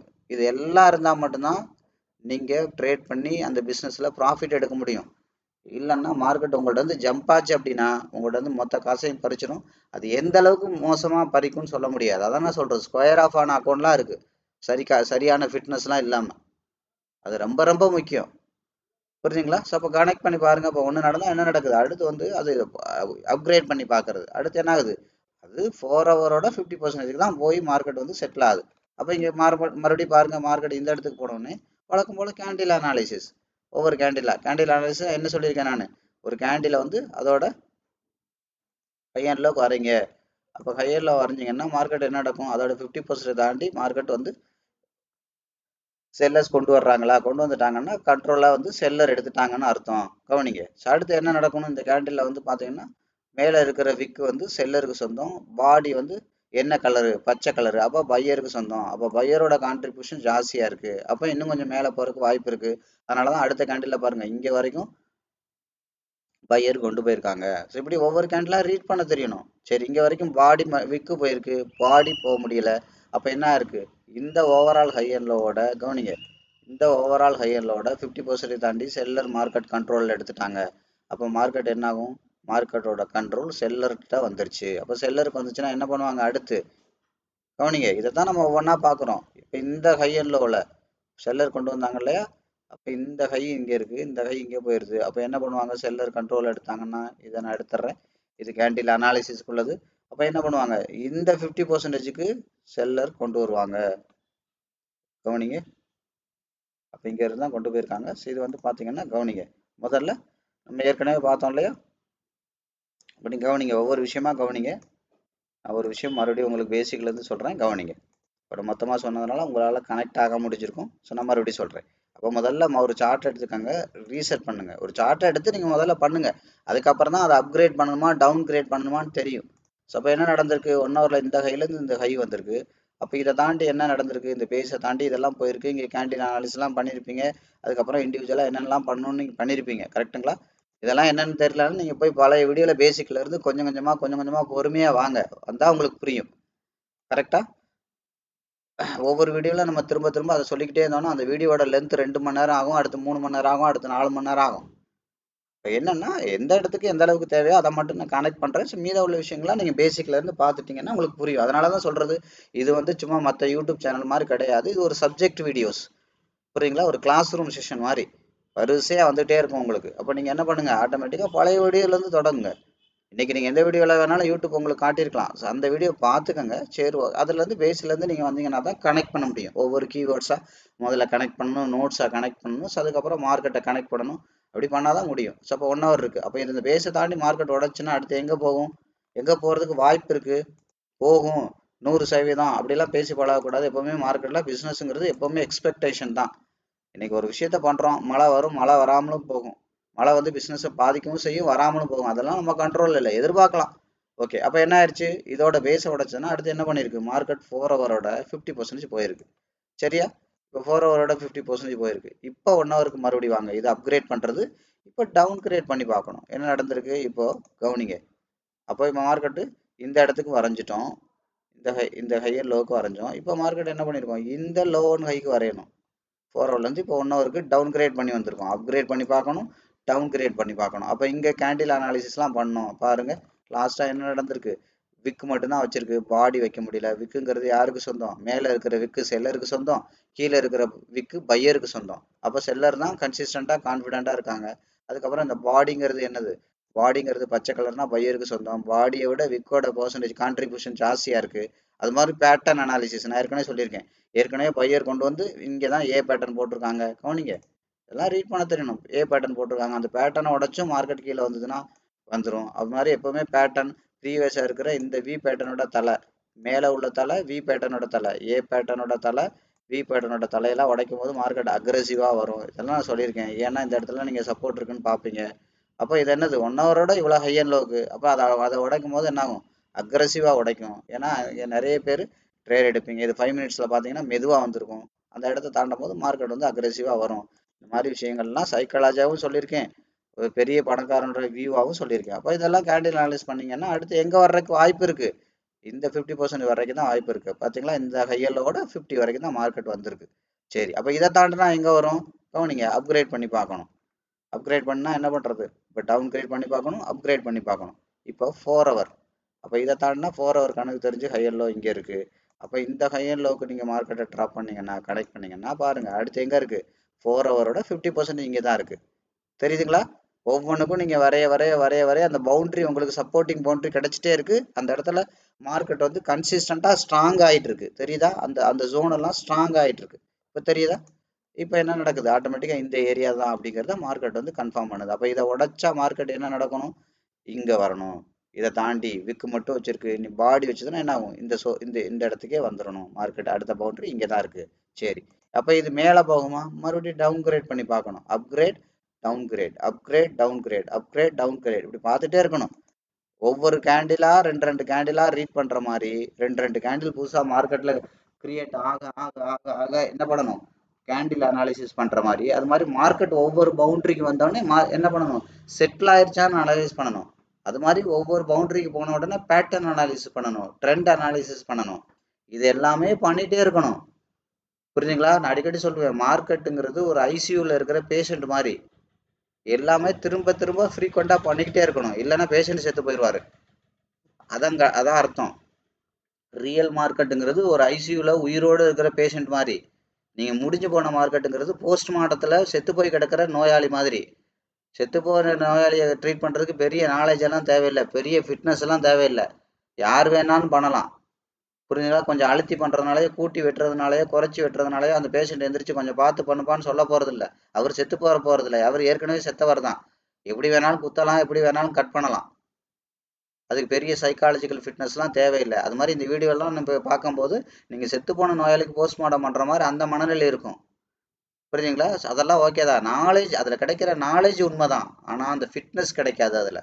எப்போவுமே நீங்கள் உட்காந்து நீங்கள் லைவாக ப்ராக்டிஸ் பண்ணி நீங்கள் பண்ணுறது சரியாக தப்பான்னு தெரிஞ்சு அதுக்கான முழு விஷயங்களையும் நான் சொன்னாலே ஒரு ட்ரேட் எடுக்கிறதா இருந்தால் 10 கேள்விக்கு பதில் இருக்கணும். இப்போ ஒரு கேள்விக்கு வேணா பதில் இருக்கும், 2 கேள்விக்கு வேணா பதில் இருக்கணும், 10 கொஸ்டினுக்கு ஆன்சர் உங்களுக்கு கிளியர் கட்டாக தெரிஞ்சாதான் இந்த தொழிலில் நீங்கள் ஜெயிக்க முடியும். ஸோ அப்போ என்ன பண்ணி பார்க்கணும், மறுபடி டவுன் கிரேட் பண்ணி பார்க்கணும். டவுன் கிரேட்னா என்னது, இந்த ஒரு முன்னாடி 4 ஹவர்லேருந்து 1 ஹவருக்கு வரணும். அப்கிரேட்னா 1 ஹவர்லேருந்து 4 ஹவருக்கு போகணும். இப்படி மாற்றி மாற்றி பண்ணணும். கேண்டில் அனாலிசிஸ் பண்ணணும், ட்ரெண்ட் அனாலிசிஸ் பண்ணணும், பேட்டர்ன் அனாலிசிஸ் பண்ணணும், பவுண்டரி அனாலிசிஸ் பண்ணணும். பவுண்டரி அனாலிசிஸ் பண்ணால் தான் மார்க்கெட் செட்டில் ஆயிடுச்சான்னு தெரியும். புரியுதுங்களா? எவ்வளோ விஷயங்கள் இருக்கு பாருங்க. அதுக்கப்புறம் ஃபண்டமெண்டல் அனாலிசிஸ் பண்ணணும். அப்போ தான் பெரிய பணக்காரன் வந்துட்டானான்னு தெரியும். அதுக்கப்புறம் ஃபண்ட் மேனேஜ்மெண்ட் கிளியர் கட்டாக தெரியணும். நிறைய விஷயங்கள் இருக்கு, அடுக்கடுக்கா இருக்கா. எத்தனை 10 கேள்வி சொன்னேன், இப்போவே நான் 7 கேள்வி கேட்டிருக்கேன். அதுக்கப்புறம் எவ்வளோ நேரத்தில் அந்த ட்ரேடில் நீங்கள் எக்ஸிட் ஆகிறதுக்கு வாய்ப்பு இருக்குன்றது தெரியணும். எவ்வளோ நேரத்தில் வர்றதுக்கு வாய்ப்பு இருக்குது. அப்போ தான் நீங்கள் ஆப்ஷன்லாம் பண்ணும்போது ஜெயிக்க முடியும். ட்ரேடு ப்ராஃபிட் வரும். 10 நாள் கழிச்சு வந்து என்ன புண்ணியம். எவ்வளோ நேரத்தில் வர்றதுக்கு வாய்ப்பு இருக்குது, இந்த கேள்விக்கு ஆன்சர் தெரியணும். புரியுங்களா? ஒவ்வொரு கேள்விக்கும் ஆன்சர் தெரியணும். உங்களோட சைக்காலஜிக்கல் ஃபிட்னஸ் அந்த இடத்துல கரெக்டாக அப்ளை பண்ணியிருக்கீங்களா, ஆன்சர் இருக்கணும். உங்களோட ஃபண்ட் மேனேஜ்மெண்ட் கரெக்டாக பண்ணியிருக்கீங்களா, ஆன்சர் இருக்கணும். என்ன trading system of fund management பண்ணுறீங்க, டைம் இன்வெஸ்ட்மெண்ட் பேஸில் பண்ணுறீங்களா, மணி இன்வெஸ்ட்மெண்ட் பேஸில் பண்ணுறீங்களா, அதுக்கு ஆன்சர் தெரியணும். அதில் 3 விஷயம் இருக்குது. என்ன சொல்கிறது, மணி இன்வெஸ்ட்மெண்ட்டில் 111 பண்ணுறீங்களா, 128 123 பண்ணுறீங்களா, 148 பண்ணுறீங்களா, யாரோட பேட்டர்னில் பண்ணுறீங்க, ஒரு ஹை நெட்ஒர்த் இண்டிவிஜுவல் ஸ்டைலில் பண்ணுறீங்களா, ஒரு எஃப்ஐடிஏ ஸ்டைலில் பண்ணுறீங்களா, இல்லை ஒரு ரீட்டைலர் ஸ்டைலில் பண்ணுறீங்களா. இந்த மாதிரி நிறைய இருக்குது. ஒவ்வொரு ஃப்ளேவருக்கு தகுந்த மாதிரி பண்ணணும். புரியுதுங்களா? இந்த கேள்வி முன்னாடியே நீங்கள் டிசைட் பண்ணணும். மார்க்கெட்டுக்குள்ளே போயிட்டு டிசைட் பண்ண முடியாது. புரியுதுங்களா? ஒன்றுலேருந்து இன்னொருக்கு மாறணும்னா நீங்கள் ஸ்ட்ராங்காக ஃபண்ட் மேனேஜ்மெண்ட் கரைச்சி குடிச்சிருந்தா மட்டும்தான் நீங்கள் போய் சரி இங்கே இது வேண்டாம், இங்கே இதை யூஸ் பண்ணுவோம், டக்குன்னு மாற்ற முடியும். நிறைய விஷயங்கள் இருக்குது. அதான் நான் அடிக்கடி சொல்லுவேன், மார்க்கெட்டுங்கிறது என்ன சொல்கிறது, நீங்கள் நினைக்கிற மாதிரி ஸ்மூத்தாக இருக்காது. உங்கள் ஆப்போனண்ட் என்ன மாதிரி ப்ளே பண்ணுறாங்கன்னு தெரியாது. அப்போ அவனோட மோடு மாற ஒரு செஸ் கேமில் மாற டக்குன்னு நீங்கள் வேறு விதமான யுக்தி எல்லாம் மார்க்கெட்டில் யூஸ் பண்ணணும். பிஸ்னஸ்லேயே அப்படி தான். புரியுதுங்களா? நிறைய விஷயங்கள் நீங்கள் அப்ளை பண்ணி தான் ஜெயிக்க முடியும். இப்போ இது எல்லாமே சர்வசாதாரணமாக இருக்கணும். உங்கள் கண்ட்ரோல்லே மார்க்கெட் இருக்கணும். அதுக்கு என்ன வேணும், 100% ஃபுல் நாலேஜ் வேணும், 100% சைக்காலஜிக்கல் ஃபிட்னஸ் வேணும். இல்லைன்னா முடியாது. சரி, இப்போ நம்ம என்ன பண்ணுறோம், ஆட்டோமேட்டிக்காக இங்கேருந்து அது மறுபடியும் என்ன பண்ணுறோம், இதை அப்கிரேட் பண்ணி பார்க்குறோம். இப்போ பாருங்கள், இதோட 50% போயிட்டு தான் மார்க்கெட் ரெஸ்ட் எடுத்திருக்கு. தெரியுதா? எவ்வளவு கிளியர் கட்டாக வேலை செய்யுதுன்னு பாருங்கள். நான் திரும்ப அதான் சொன்னேன். உலகத்தில் இவ்வளவு எளிமையாக, இவ்வளவு கிளாரிட்டியாக, சும்மா ஒரு இண்டிகேட்டர்லாம் எடுத்து வச்சுக்கிட்டு அதை பார்த்துக்கிட்டு இதை பார்த்துக்கிட்டு இல்லாமல் எங்கேருந்து எங்கே போனாலும் எல்லா விதமான டைம் ஃப்ரேம்லையும் 1 ஹவராக இருக்கட்டும், 4 ஹவராக இருக்கட்டும், 5 மினிட்டாக இருக்கட்டும், 10 மினிட்டாக இருக்கட்டும், எந்த சார்ட்டாக வேணாலும் இருக்கட்டும், உலகத்தில் எந்த சார்ட்டாக வேணாலும் கிளியர் கட்டாக எளிமையாக தெளிவாக கற்றுத்தர்ற சேனல் உலகத்தில் எந்த சேனலுமே கிடையாது. ஒரு மொழியில் கூட இல்லை. ஏன்னா 25 வருஷமாக நானும் இதில் தானே இருக்கேன், எனக்கு தெரியாதா? யோசிங்க. அப்போ எவ்வளோ கிளாரிட்டியாக இருக்குது பார்த்தீங்களா? ஸோ பாருங்கள், இப்போ டவுன் கிரேட் பண்ணி பார்த்தா அடுத்து இங்கே தான் போகுது. சரியா? அப்போ இப்படி தான் மார்க்கெட். அப்போ என்ன நடக்கணும், இதை தாண்டி இப்போ என்ன நடந்திருக்கு, இந்த கேண்டில் அனலைஸ் பண்ணி பாருங்கள். இந்த கேண்டில் வந்து பார்த்தீங்கன்னா மேலே இருக்கிற விக்கு செல்லருக்கு சொந்தமானது, கீழே இருக்கிற பாடி பையருக்கு சொந்தமானது, பையரோட கான்ட்ரிபியூஷன் ஜாஸ்தியாக இருக்குது. ஸோ அப்போ என்ன பண்ணணும், ஆட்டோமேட்டிக்காக மார்க்கெட் வந்து இதோட 50% தாண்டி கீழே போகக்கூடாது. இப்போ இதோட ஹையர் லோக்கு ட்ராப் பண்ணுங்கள், இதோட 50% வரைக்கும் வரலாம். இதை தாண்டி பாடியோ வைக்கக்கூடாது. வைக்காமல் என்ன நடக்கணும், இப்போ கீழே போயிட்டு இப்போ பாருங்கள், இப்போ கொஞ்சம் கொஞ்சமாக பையரோட கான்ட்ரிபியூஷன் ஜாஸ்தியாகிட்டு இருக்கா, விக்கு போச்சு முதல்ல. அப்போ இந்த விக்கோட ஹைட்டுக்கு அடுத்து பாடி வரணும். கொஞ்சம் கொஞ்சமாக பாடி வரணும். அப்போ பாடி வந்தால் என்ன ஆகும், இந்த ஓவரால் இதோட அவுட் சைட் பாடி போட்டோன்னே என்ன நடக்கும், அதாவது என்ன அர்த்தம், அதிகபட்சம் பையர் பாடி இங்கே தானே கொண்டு வந்திருக்காங்க. இதை தாண்டி இப்போ பாடி வரணும். இந்த விக்கை தாண்டி பாடி போகிறோங்கிறது அப்புறம். முதல்ல இந்த பாடியை தாண்டி பாடி வரணும். அடுத்து என்ன, இந்த விக்கை தாண்டி விக்கு போகணும். அடுத்து பாடி தாண்டி பாடி போகணும். அடுத்து விக்கை தாண்டி விக்கு போகணும். இப்படி தான் மார்க்கெட் வந்து கனெக்ட் பண்ணும். இப்படி தான் மார்க்கெட் வந்து அதோட ப்ராசஸை வந்து கண்டினியூ பண்ணும். அப்போ என்ன நடக்கும், இதை தாண்டி இந்த பாடியை தாண்டி பாடி வச்சுட்டாங்கன்னா பையரோட கான்ஃபிடென்ட் அதிகமாயிரும். மறுபடியும் அவங்க கயிறு இழுக்கிறதுல இழுன்னு வேகமாக இழுக்க ஆரம்பிச்சிருவாங்க. எங்கே இழுப்பாங்க, இந்த சோர்ஸை தாண்டி உடச்சி போயிடுவாங்க. அப்போ எங்கே போவாங்க, இதோட பேஸ் எங்கே இருக்குது, இங்கே இருக்குது. அப்போ இந்த பேஸுக்கே போகிறதுக்கான வாய்ப்பு இருக்குது. அப்போ இது அடுத்தடுத்த ரெண்டு கேண்டில் தாண்டி பண்ணணும். நான் ஏற்கனவே சொன்னதுதான். அப்போ இதை தாண்டி வந்திருக்கு, இங்கே வரைக்கும் பையர் போயிருக்காங்கன்னா திரும்ப என்ன பண்ணக்கூடாது, இந்த 50% தாண்டி பாடி வைக்கக்கூடாது. அப்போ என்ன பண்ணணும்? ஏற்கனவே பையர் எங்கே கொண்டு போய் பாடி வச்சிருக்காங்களோ அதை தாண்டி பாடி வைக்கணும். அவ்வளோதான் விஷயம், சிம்பிள். எல்லாமே ஒவ்வொரு வரியில் எடுத்துக்கோங்க. கரெக்டுங்களா? அதே மாதிரி கேண்டில் அனாலிசிஸில் என்ன தெரியுது நமக்கு? இது பச்சை கலர் பாடி, பச்சை கலருங்கிறது பையருக்கு சொந்தம். மேலே இருக்கிற விக்கு யாருக்கு சொந்தம்? செல்லருக்கு சொந்தம். கீழே இருக்கிற விக்கு யாருக்கு சொந்தம்? பையருக்கு சொந்தம். அப்போ ஓவரால் 90% கண்ட்ரோல் பையர்கிட்ட தான் இருக்குது. அப்போ 10% அளவுக்கு தான் செல்லர்கிட்ட இருக்குது. அப்போ என்ன பண்ணணும்? மார்க்கெட் இந்த கேண்டிலை தாண்டி 50% பாடி வைக்கக்கூடாது. பாடி வச்சா எனக்கு வந்து பேஸுக்கு வர்றதுக்கு வாய்ப்பு இருக்குது. அப்படி இல்லைன்னா மேலே போகிறதுனா என்ன பண்ணணும்? இந்த கையலோட இதெல்லாம் 5 minutes 15 பார்த்தீங்கன்னா தெரியும். அதை தாண்டி வெளியில் அவுட் சைட் பாடி வைக்கணும். வச்சாங்கன்னா மார்க்கெட் வந்து பேஸுக்கு போகிறதுக்கு வாய்ப்பு இருக்குது. இப்போ முதல்ல பாடியை தாண்டி பாடி வைக்கணும், அதுக்கப்புறம் விற்க தாண்டி விற்கு வைக்கணும். இது நடந்தால் மட்டும்தான் மேலே போக முடியும். இல்லாட்டி மார்க்கெட் என்ன ஆகும்? இந்த இடத்துல நீங்கள் சொல்கிறீங்களே சப்போர்ட்டு ரெசிஸ்டன்ஸு அந்த மாதிரி ட்ராப் பண்ணுறதுக்கும் வாய்ப்பு இருக்குது. இது மாதிரி ஒவ்வொரு 2 கேண்டிலுக்கு ஒரு தடவை கேண்டில் அனாலிசிஸ் பண்ணிகிட்டே இருக்கணும். சொன்னேன் இல்லையா, மார்க்கெட்டுங்கிறது ஐசியூவில் இருக்கிற நோயாளி மாதிரி, லைவ் ட்ரேடுங்கிறது அப்படி தான். புரிஞ்சுங்களா? ஐசியூவில் இருக்கிற நோயாளி மாதிரி, முடிஞ்சு போன மார்க்கெட்டு செத்து போய் கிடக்கிற நோயாளி மாதிரி. அவங்கள போஸ்ட்மார்ட்டம் பண்ணுறதுக்கு பெரிய அறிவெல்லாம் தேவையில்லை. எப்படி பண்ணாலும் பிரச்சனை இல்லை, கூட்டி குறைச்சி பண்ணாலும் ஒரு பிரச்சனையும் கிடையாது. புரியுதுங்களா? இந்த ஃபாரன்சிக் என்ன சொல்கிறது, போஸ்ட்மார்ட்டம்பாங்க, ஃபாரன்சிக் ஆடிட்டும்பாங்க. அந்த மாதிரி விஷயங்களுக்கு மட்டும்தான் என்ன சொல்கிறது, ஒரு எக்ஸ்பீரியன்ஸ் டாக்டர் வருவாங்க, அவங்கள வச்சு தான் பண்ண முடியும், பண்ணுவாங்க. அதை ஃபாரன்சிக் ஆடிட்டிம்பாங்க. இப்போ ஆடிட்டிங்ல சும்மா நார்மல் ஆடிட்டிங் இருக்குது, ஃபாரன்சிக் ஆடிட்டிங் இருக்குது. அதெல்லாம் கொஞ்சம் எக்ஸ்பீரியன்ஸ் பயங்கரமாக இருக்கவங்க மட்டும் தான் பண்ண முடியும். அதே மாதிரி தான் போஸ்ட் மாடலும் நார்மல் இருக்குது, ஃபாரன்சிக் போஸ்ட் மார்ட்டம் இருக்குது. அதெல்லாம் வந்து பார்த்தீங்கன்னா எக்ஸ்பீரியன்ஸ் உள்ளவங்க பண்ணுவாங்க. ஸோ அவங்க அது மட்டும்தான் ரொம்ப பண்ணுவாங்க. மற்ற இடத்துலலாம் வந்து பார்த்தீங்கன்னா அதிகபட்சம் அங்கே வேலைக்கு இருக்கிற அசிஸ்டன்ஸே நிறைய வேலை பண்ண வச்சுருவாங்க. டாக்டர் வந்து ஃபைனல் செக் பண்ணிட்டு வந்து அந்த சர்டிஃபிகேட் ரெடி பண்ணுறது மட்டும்தான், அதை அப்ரூவ் பண்ணுறது மட்டும்தான். இன்னும் ஓப்பனாக சொல்ல போனால் நிறைய கவர்மெண்ட் ஹாஸ்பிட்டல்லாம் அந்த காக்கி ட்ரெஸ் போட்டிருக்கவங்களே ஓரளவு வேலையை முடிச்சு வச்சுருவாங்க. ஸோ அந்த மாதிரி தான் விஷயம். ஸோ அதனால் வந்து பாருங்க, செத்துப்போன ஒரு நோயால் ட்ரீட் பண்ணுறதுக்கு பெரிய அறிவு தேவையில்லை, பெரிய ஃபிட்னஸ் தேவையில்லை, பெரிய நாலேஜ் தேவையில்லை. அது மாதிரி நீங்கள் என்ன 90% பேர் ஏன் மார்க்கெட்டில் தோற்று போகிறீங்கன்னு தெரியுமா? ஸ்டாப் லாஸ் இருக்குல்ல பார்த்துக்கலாம், ஸ்டாப் லாஸ் இருக்குல்ல பார்த்துக்கலாம், என்ன போட்டாலும் ஸ்டாப் லாஸ் இருக்குல்ல பார்த்துக்கலாம். ஒரு நர்ஸு சொல்கிற மாதிரி நான் தான் இருக்கேன்ல, நான் தான் இருக்கேன்லன்னு சொல்லிக்கிட்டே இருக்கும் பார்த்தீங்களா? அது மாதிரி தான் நீங்கள் சொல்லிக்கிட்டு இருக்குது வாழ்க்கை முழுதும். அதான் ஸ்டாப் லாஸ் இருக்குல்ல, அதான் ஸ்டாப் லாஸ் இருக்குல்ல இப்படின்னு சொல்கிறது தான் நீங்கள் உருப்படாமல் போகிற காரணமே.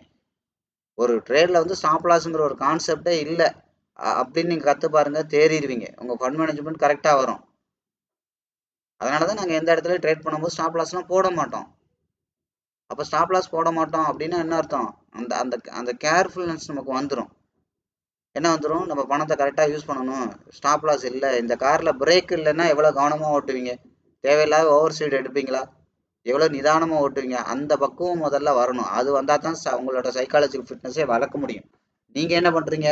10,000 ரூபா கொண்டு போனால் அவன் ஒரு மார்ஜினோ இல்லை அவன் ஒரு லிமிட்டோ ஏதோ தர்றான் அப்படின்னா, அவன் 1,00,000 ரூபாய்க்கு தர்றான்னா அந்த 1,00,000மும் பத்தாதப்பா அப்படின்னு சொல்லி 1,00,000த்துக்கும் போடுறது. காரணம் எதை வச்சு போடுறீங்க தெரியுமா? என்ன நடந்தாலும் அது ஸ்டாப் லாஸ் இருக்குல்ல பார்த்துக்கலாம். அது மாதிரி உங்களுக்கு சொல்லி கொடுக்குறோன்னா எடுத்தோடனே அதான் சொல்லி கொடுப்பான்.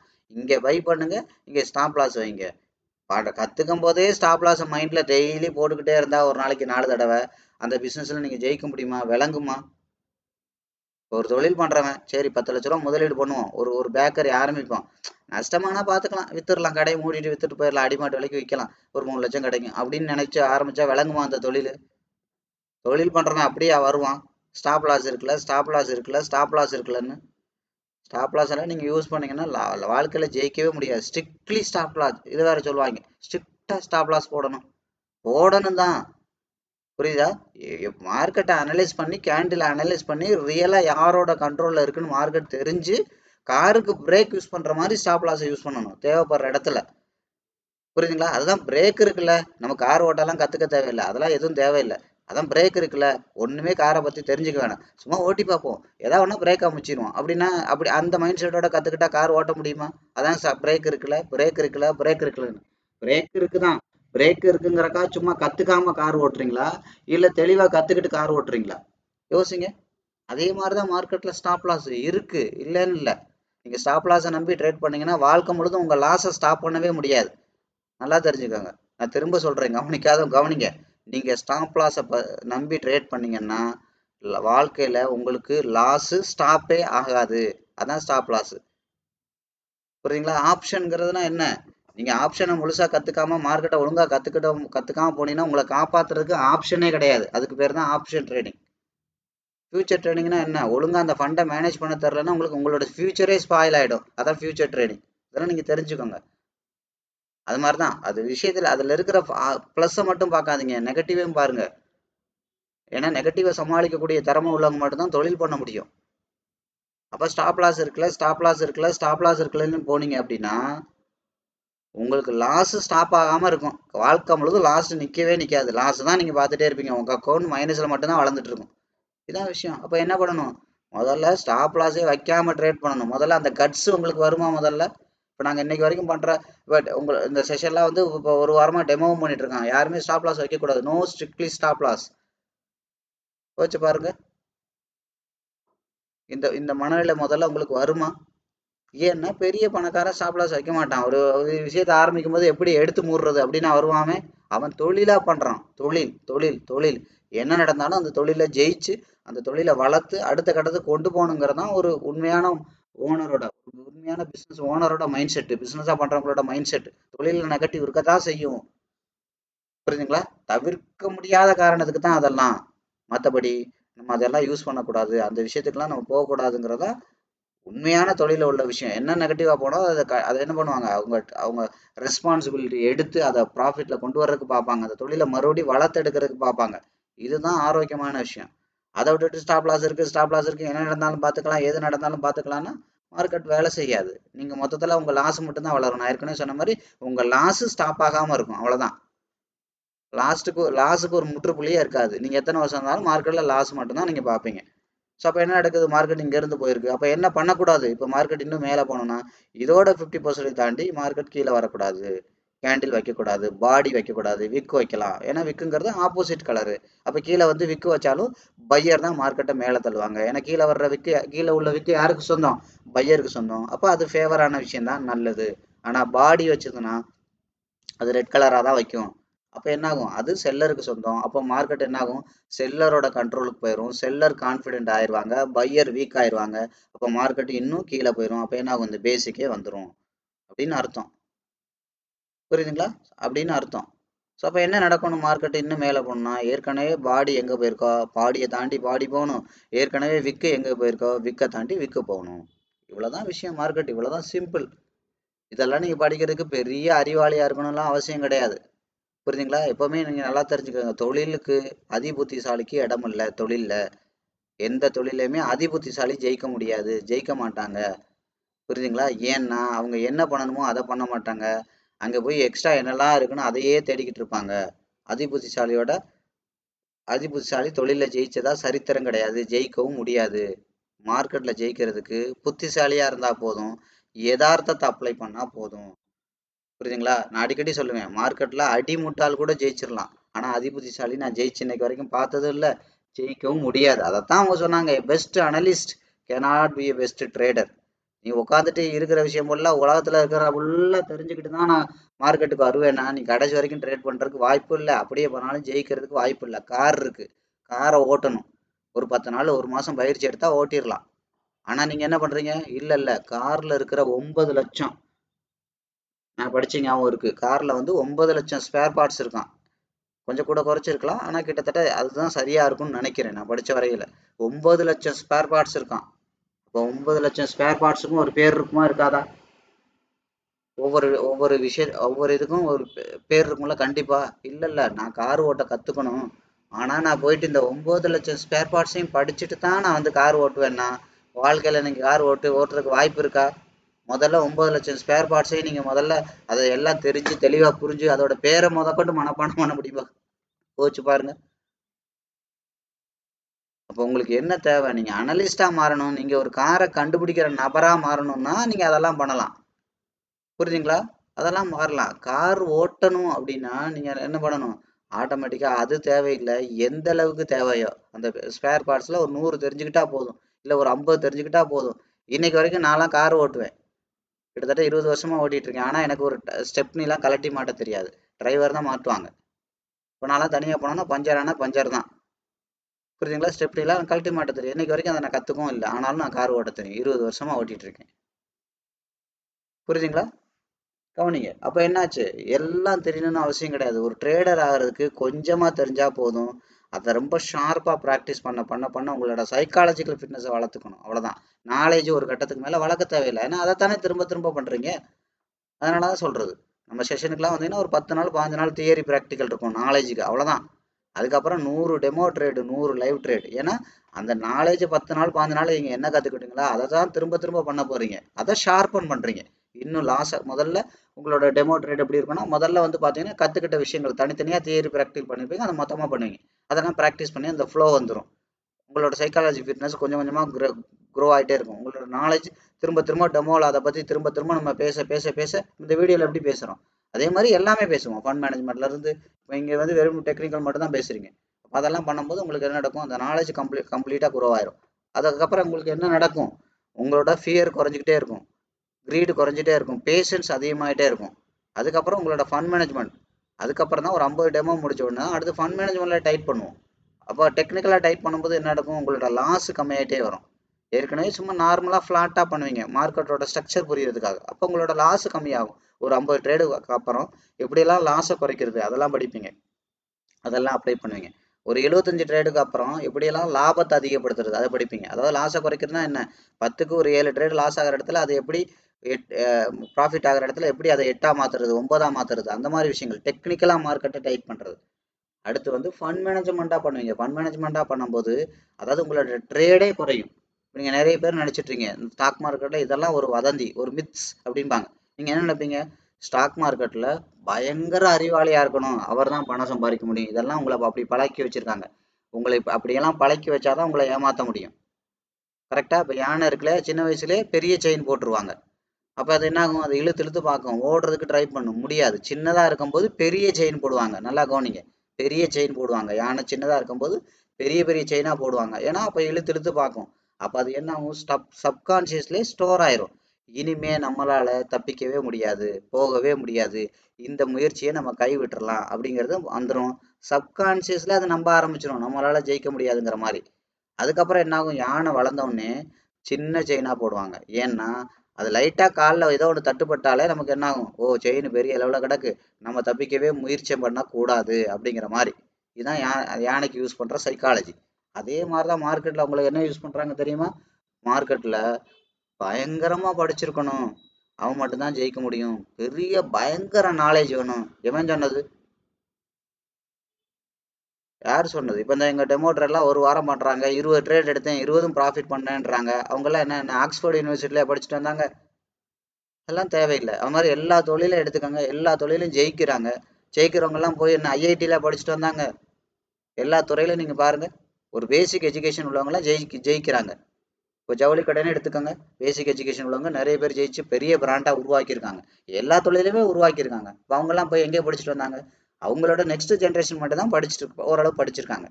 அந்த ஃபவுண்டர்லாம் பெரிய அளவில் பேசிக் எஜுகேஷன் வரைக்கும் முடிச்சவங்க தான். அப்போ அவங்கெல்லாம் எப்படி ஜெயிக்கிறாங்க?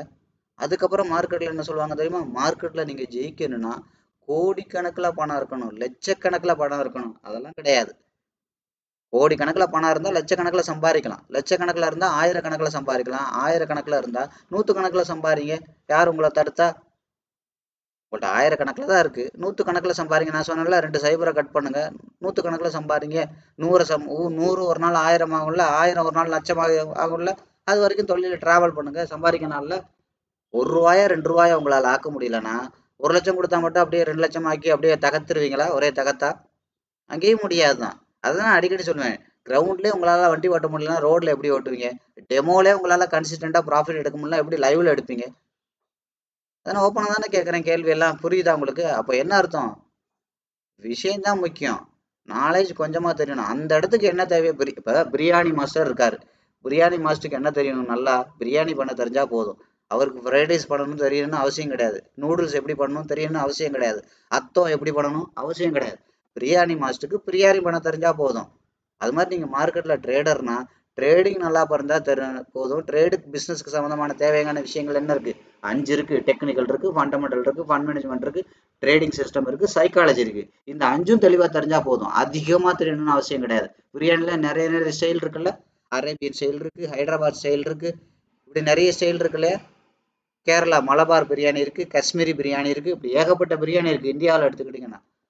இப்படி எல்லாம் தெரியணும் அவசியம் கிடையாது. உங்க ஊர்ல அதை வச்சுட்டு பிசினஸ் பண்றதுக்கு என்ன ஸ்டைல் தேவையோ அது நல்லா முழுசா தெரியணும், கான்பிடென்டா தெரியணும். புரியுதுங்களா? அவ்வளவு தெரிஞ்சா போதும். புரியுதுங்களா? அதுதான் நான் ஒண்ணு சொன்னேன். ஒண்ணு மார்க்கெட்ல நிறைய படிச்சிருக்கணும் தேவையில்லை. அதான் நான் சொல்றேன்ல, எழுத படிக்க தெரிஞ்சா போதும், உங்களுக்கு கண்ணு நல்லா தெரிஞ்சா போதும். நான் சேலஞ்ச் பண்றேன், இப்பவும் நான் சேலஞ்ச் பண்றேன். வாங்க, உங்களை நான் ட்ரேடரா உருவாக்கி காட்டுறேன், இன்வெஸ்டரா உருவாக்கி காட்டுறேன். உருவாக்க முடியும். எழுத படிக்கலாம் தெரிய வேண்டாம். எழுத படிக்கணும், ஒரு தமிழ் தட்டி தட்டி தடுமாறி வாசிப்பீங்கல்ல, நான் பேசுறது புரியுது இல்லை உங்களுக்கு? கண்ணு நல்லா தெரியும்ல, இது பச்சை கலரா சிகப்பு கலர்னு உங்களுக்கு பார்க்க தெரியுமா? வாங்க, நான் உங்களை ட்ரேடரா உருவாக்கி காட்டுறேன். சேலஞ்ச் பண்ணி தான் சொல்றேன். கரெக்டா? பெரிய நாலேஜ் தேவையில்லை. அது மாதிரி என்கிட்ட பணம் லட்சக்கணக்கிலலாம் இல்லைங்க, தேவையில்லை. 10,000 போதும் நீங்க ஆரம்பிக்கிறதுக்கு. இது தொழிலா பண்றதுக்கு 10,000 போதும், படிச்சு முடிச்சு நீங்க ஆரம்பிக்கிறது. இல்ல அதுவும் கூட வேண்டாமா, காப்பி ட்ரேடரா போகலாம். புரியுதுங்களா? சம்பாதிக்க முடியும். ரெண்டாவது அடுத்து என்ன சொல்லுவாங்க மார்க்கெட்ல, ஒரே நிமிஷம். ரெண்டாவது என்ன சொல்லுவாங்க, நிறைய பணம் போடணும், நிறைய படிச்சிருக்கணும், பயங்கரமான நாலேஜ் இருக்கணும், பெரிய ஃபண்ட் மேனேஜர் தான் இதுல ஜெயிக்க முடியும், சாதாரண ஆள்லாம் பண்ண முடியாது, பெரிய பெரிய மியூச்சுவல் கம்பெனி தான் போட முடியும். இப்படி உங்களை பழக்கினா தானே காசை கொண்டே அவங்ககிட்ட கொடுப்பீங்க. மார்க்கெட்டுக்கு வந்து பயங்கர நாலேஜ் வேணும். அப்படி சொன்னா தானே நீங்க என்ன பண்ணுவீங்க, ட்ரேட் எல்லாம் 10க்கு 7 ட்ரேட் லாஸ் ஆகும்போது அப்ப நம்ம இன்னும் படிக்கணும், இன்னும் படிக்கணும், இன்னும் கத்துக்கணும், இன்னும் படிக்கணும் பண்ணிட்டு படிக்க மாட்டீங்க, அது வேற விஷயம். பணத்தை போட்டுக்கிட்டே இருப்பீங்க. கடைசி வரைக்கும் படிப்பீங்க, படிக்க மாட்டீங்க. கடைசி வரைக்கும் சைக்காலஜிக்கலை வளர்த்துக்க மாட்டீங்க, அது தெரிஞ்ச விஷயம் தானே. பணத்தை போட்டுக்கிட்டே இருப்பீங்க. உங்களுக்கு தேவை என்ன தெரியுமா, யானைக்கு முதல்ல பெரிய செயினா போட்டு விட்டான்னா அப்புறம் சின்ன செயினா போட்டா போதுங்கிற மாதிரி அவன் என்ன பண்ணுவான், எடுத்த உடனே உங்களை அவனுக்கு ஃபேவரா பழக்கிடுறான். மார்க்கெட் இறங்கும் போது நீங்க செல் பண்ற மாதிரியும், ஏறும் போது பை பண்ற மாதிரியும் உங்களை பழக்கிடுறான். அப்ப அடிப்படையே பெரிய செயினை உங்க மனசுல போட்டு வச்சுட்டான். பச்சை கலரை பார்த்தா தாங்க பை பண்ணணும், சிகப்பு கலரை பார்த்தா விற்கணுங்கன்னு உங்களை பழக்கிறான். பிரேக் அவுட் கீழே நடக்குது, பை பண்ணணும், செல் பண்ணணும். எவன் சொன்னது பிரேக் அவுட்ல சேவ் பண்ணணும்? ட்ரெண்ட் லைனை உடைச்சிருச்சு, பை தான் பண்ணணும். எவன் சொன்னது? மார்க்கெட் ஓவர் வேல்யூக்கு போகுதுன்னு அர்த்தம். பிரேக் அவுட்டை உடைச்சதுன்னா இதான் அர்த்தம். ட்ரெண்ட் லைன் மாதிரி தான் சப்போர்ட் ரெசிஸ்டன்ஸ் லைனும். அது பிரேக் அவுட் ஆகுதுன்னா மார்க்கெட் அண்டர் வேல்யூக்கு வருது, மார்க்கெட் கண்ட்ரோல் ஆஃப் இயருக்கு போகுது, பெரிய பணக்காரன் ரீட்டைல் இருக்கிறலாம் பறிக்க போறான், பயங்காட்ட போறான்னு அர்த்தம். மேலே பிரேக் அவுட் ஆகுதுன்னா என்ன ஆகுது, மார்க்கெட் வந்து ஓவர் வேல்யூக்கு போகுது. பெரிய பணக்காரன் எல்லாமே அவன்கிட்ட ரீட்டைல் மிரட்டி பறிச்சு அடிமாட்டு விலைக்கு வாங்கினதெல்லாம் இப்ப அவன் தலையில திரும்ப காசை காட்டி அவன் தலையில கட்ட போறான்னு அர்த்தம். இதுக்கு தான் அதில் வச்சிருக்காங்க. நீங்க அதை விட்டு அடிப்படையே தப்பு. அவங்க என்ன பண்ணிட்டாங்க, உங்களுக்கு ட்ரைனிங் கொடுக்குற ஆளு, புரோக்கர் ஆஃபீஸு, அவன் ஃப்ரீ கிளாஸ் நடத்துறேன், அது நடத்துறேன், இது நடத்துற ஆளுமே உங்களை என்ன பண்ணிடுறாங்க, நீங்க குட்டினா என்ன அர்த்தம், யானை குட்டியா இருக்கும் போதுன்னா நீங்க இப்ப ஸ்டாக் மார்க்கெட்டுக்கு புதுசா இருக்கும் போதே உங்களை பெரிய செயின் போட்டு முதல்ல உங்களை நம்ப வச்சிடுறாங்க. இறங்குற மார்க்கெட்டை தான் வாங்கணும்னு தயார் பண்ணிடுறாங்களா? அவங்களுக்கு தேவையா? ஏறுற மார்க்கெட்டெல்லாம் வாங்கணும், இறங்குற மார்க்கெட்டில் தான் விற்கணும் அப்படின்னு உங்களை பழக்கப்படுத்திடுறாங்க. அப்போ யானைக்கு கடிவாளம் போட்ட மாதிரி கடைசி வரைக்கும் நீங்கள் அதைத்தான் நம்புறீங்க. அதனால தான் உங்களுக்கு என்ன நடக்குது, என்னென்ன பண்ணாலும் 10க்கு 3 ட்ரேடுக்கு மேலே, என்னத்தை முக்குனாலும் உங்களால் 3 ட்ரேடுக்கு மேலே ப்ராஃபிட் கொண்டு வர முடியல. என்னென்னத்தையோ நீங்கள் படித்து பார்க்குறீங்க, என்னென்னத்தையோ பண்ணி பார்க்குறீங்க, நீங்கள் படிக்காத இடமே இல்லை, பண்ணாத விஷயமே இல்லை. ஆனாலும் ஏன் உங்களுக்கு லாபம் வர மாட்டேங்குது தெரியுமா? யானைக்கு செயின் போட்ட மாதிரி நீங்கள் குட்டியாக இருக்கும் போது உங்களை தப்பாக பழக்கிட்டாங்களே. நீங்கள் என்னத்தை பண்ணி என்ன ஒன்று, ஒரு யூஸும் கிடையாது. நீங்க அண்டர் வேல்யூல போய் பை பண்ணணும், அண்டர் வேல்யூல போய் சேல் பண்ணிட்டு இருக்கீங்க. ஓவர் வேல்யூல இருந்தா செல் பண்ணணும், நீங்க ஓவர் வேல்யூல போய் பை பண்ணிட்டு இருக்கீங்க. அப்ப எப்படி ப்ராஃபிட் வரும்? அடுத்து என்ன பண்ணிடுறாங்க, நீங்க சொன்ன மாதிரி தான் லட்சக்கணக்கில் வேணும், கோடிக்கணக்கில் வேணும், அவ்வளோ வேணும், இவ்வளோ வேணும். ரெண்டாவது இந்த ஒரு கடிவாளத்தை உங்களுக்கு செயினை போட்டு விட்டுறாங்க. அப்போ இதை போட்டோன்னே என்ன நம்பிடுறீங்க, நம்ம 5000 10,000 வச்சு தானே பண்றோம், 5000 10,000 வச்சு போனா மார்க்கெட் லாஸ் தான் ஆகும். இப்படி ஒண்ணு எவன் சொன்னவன் 5000 10,000 வச்சு லாஸ் தான் ஆகணும்? எந்த ஒரு தொழிலையும் நீங்க என்ன பண்ணலாம், 5 ஸ்டார் ஹோட்டலாவும் பண்ணலாம், ஒரு வண்டி கடையாவும் பண்ணலாம், ரோட்டு கடையாவும் பண்ணலாம். யோசிச்சு பாருங்க. ஸ்பென்சர் பிளாசா நீங்க கேள்விப்பட்டிருப்பீங்க. ஸ்பென்சர்ங்கிற முதல்ல என்ன பண்ணாருன்னா, ஒரு சும்மா மரப்பலகை எடுத்து அதுல தோல்ல ஒரு இது மாதிரி கண்டிச்சுட்டு, இந்த கிட்காட் விளம்பரத்துல அவர் நீங்க பாத்தீங்கன்னா தெரியும். அந்த மரப்பலகையில இப்ப அவர் என்ன கவனிச்சாருன்னா, முதல்ல அந்த பஸ் ஸ்டாப்ல இருக்கும் போதெல்லாம் ஆப்போசிட், அந்த பஸ் ஸ்டாப்பை தாண்டி ஆப்போசிட்ல இருக்கிற கடைக்கு போய் நிறைய பேர் ஸ்மோக் பண்ணணும்னு நினைக்கிறாங்க. ஆனால் அந்த ஸ்மோக் பண்ணுறதுக்கு அவங்க வந்து அந்த ரோட்டை தாண்டி வர விரும்ப மாட்டேங்கிறாங்க. ஏன்னா அந்த நேரத்தில் பஸ் வந்துச்சுன்னா டைம் வேஸ்ட் ஆகிடுங்கிறதுனால அங்கேயே நிற்கிறாங்க. அப்போ அந்த கிளைமேட்டுக்கு வந்து நிறைய பேர் ஸ்மோக் பண்ணணும்னு நினைக்கிறாங்க, அந்த சில் கிளைமேட்டுக்கு. அப்படின்றத பார்த்த அந்த ஸ்பென்சர் சின்ன பிள்ளையா இருக்கும்போது என்ன பண்ணார், ஒரு பழைய மரப்பலகை எடுத்து அதை ஒரு பெட்டி மாதிரி செஞ்சு இப்படி தோளில் தொங்க போட்டுக்கிட்டு அதில் சிகரெட்டு மற்ற விஷயங்கள் ஜூயிங்கம் இதெல்லாம் வச்சு விற்க ஆரம்பிச்சார் ஒவ்வொரு பஸ் ஸ்டாப்பாக. ஏன் இதை கண்டுபிடிச்சார், அப்போ அந்த விற்கும்போது அவரோட வியாபாரம் பெருகி தான் இந்த ஸ்பென்சருங்கிற பிராண்டே டெவலப் ஆச்சு. ஸ்பென்சர் நீங்கள் பார்த்தீங்கன்னா தெரியும், பெரிய பெரிய சூப்பர் மார்க்கெட்லாம் ஸ்பென்சர்ன்னு இருக்கும். இதெல்லாம் அவர்கிட்ட தான், அவரோட ஹிஸ்ட்ரி இப்படி தான் ஆரம்பிச்சு, வெறும் மரப்பலகையில் ஆரம்பிச்சது தான். அது மாதிரி ஆர்எம்கேவி இன்னைக்கு பார்த்துருக்கீங்களா, பெரிய ஜவுளி கடை ஆர்எம்கேவி. அவங்கெல்லாம் வந்து பார்த்தீங்கன்னா பேசிக்காக சைக்கிளில் தான் வீடு வீடாக போய் ஆர்எம்கேவியில் விற்றுருக்காங்க. என்னோட பிரதரோட ஒய்ஃப் எல்லாம் அவங்க ஆர்எம்கேவி அவங்களுக்கு கிட்டத்தட்ட கொஞ்சம் தூரத்து சொந்தம் தான். அவங்க போயிட்டு முதல்ல அவங்கள்ட்ட எல்லாம் அவங்க சைக்கிளில் விற்கிற காலம்லாம் அவங்களுக்கு தெரிஞ்சிருக்கான். அவங்க அம்மாவுக்கு அப்பாவுக்குலாம் தெரியுமா. அவங்கள்ட்ட எல்லாம் அந்த சைக்கிளில் விற்கிற காலத்துலேருந்து அவங்க பர்ச்சேஸ் பண்ணிட்டு இருக்காங்க. அப்போ பாருங்க, ஹோட்டல் சரவண பவன் எடுத்துக்கோங்க, அவங்கெல்லாம் வந்து பார்த்தீங்கன்னா ஃபர்ஸ்ட் ஒரு சின்ன ஒரு கேண்டீன் மாதிரி தான் ஆரம்பிச்சிருக்காங்க. அப்போ எந்த தொழிலையுமே நீங்கள் எங்கேருந்து வேணாலும் எங்கே வேணாலும் போகலாம். அந்த எத்திக்ஸ் நீங்கள் ஃபாலோ பண்ணணும், அந்த குவாலிட்டி ஃபாலோ பண்ணணும். அந்த அந்த அதான் சொன்னல, நீங்கள் நிறையா தெரிஞ்சுக்கணும்னு அவசியம் கிடையாது. கொஞ்சமாக தெரிஞ்சாலும் அதை டெப்த்தாக பண்ணணும், டெடிகேட்டடாக பண்ணணும், ரொம்ப ஷார்ப்பாக பண்ண தெரியணும், மற்றவங்களோட வித்தியாசமாக பண்ண தெரியணும். அதுதான் முக்கியம். அப்போ உங்களுக்கு அடுத்து என்ன பழைக்கிறாங்க, நிறைய பணம் போட்டால் தான் நிறைய சம்பாதிக்க முடியும். அப்படிலாம் ஒன்றுமே கிடையாது. நீங்கள் வாங்க, உங்களை வெறும் 1000 ரூபா வச்சுட்டு ட்ரேட் பண்ணி ப்ராஃபிட் எடுத்தா நான் எடுத்து காட்டுறேன், நீங்கள் உங்களை எடுக்க வைக்கிறேன். அதெல்லாம் சும்மா. நீங்கள் 1 ரூபாயோ 2 ரூபாய்க்கு தரலன்னா நீங்கள் எப்படி 2000 4000 ஆக்குவீங்க, 2 கோடியை 4 கோடி ஆக்குவீங்க. அதெல்லாம் சும்மா. அடுத்து இன்னொரு வதந்தி என்ன தெரியுமா, நிறைய ட்ரேட் பண்ணால் தான் நிறைய ப்ராஃபிட் சம்பாதிக்க முடியும். அதெல்லாம் அப்படிலாம் ஒன்றுமே கிடையாது. புரியுதுங்களா. இதை தான் நம்ம அந்த 75வது டெமோலேருந்து 100வது ட்ரேடில் ப்ராக்டிஸ் பண்ணுவோம். அதாவது எப்படி லாபத்தை அதிகப்படுத்துறது. முதல்ல பண்ணது என்ன, நஷ்டத்தை எப்படிலாம் குறைக்கிறது. நஷ்டத்தை குறைக்கிறது வேற டாபிக், நான் முன்னாடி சொல்லல அந்த விஷயங்கள். இப்போ லாபத்தை அதிகப்படுத்துறதுனா என்ன அர்த்தம், நஷ்டம் குறைஞ்சா லாபம் அதிகமா இல்லை, அது லாஜிக் கரெக்டு தான். ஆனால் நான் சொல்கிற லாபம் அந்த லாபம் இல்லை, அதே அளவு ரிஸ்க் வச்சுக்கிட்டு கவனிங்க. நீங்கள் ஜென்ரலாக டெமோ முதல்ல ஒரு 25 ட்ரேடு 50 ட்ரேட் பண்ணும்போது என்ன பண்ணுவீங்க, உங்களோட லாபம் 100 ரூபா அளவில் இருக்கும். இதே நீங்கள் ரெண்டாவது உங்களோட நஷ்டத்தெல்லாம் நீங்கள் குறைக்க கற்றுக்கிட்டீங்கன்னா உங்களோட லாபம் 500 ரூபா அளவில் இருக்கும். அதே அளவு தான் ட்ரேட் பண்ணுவீங்க.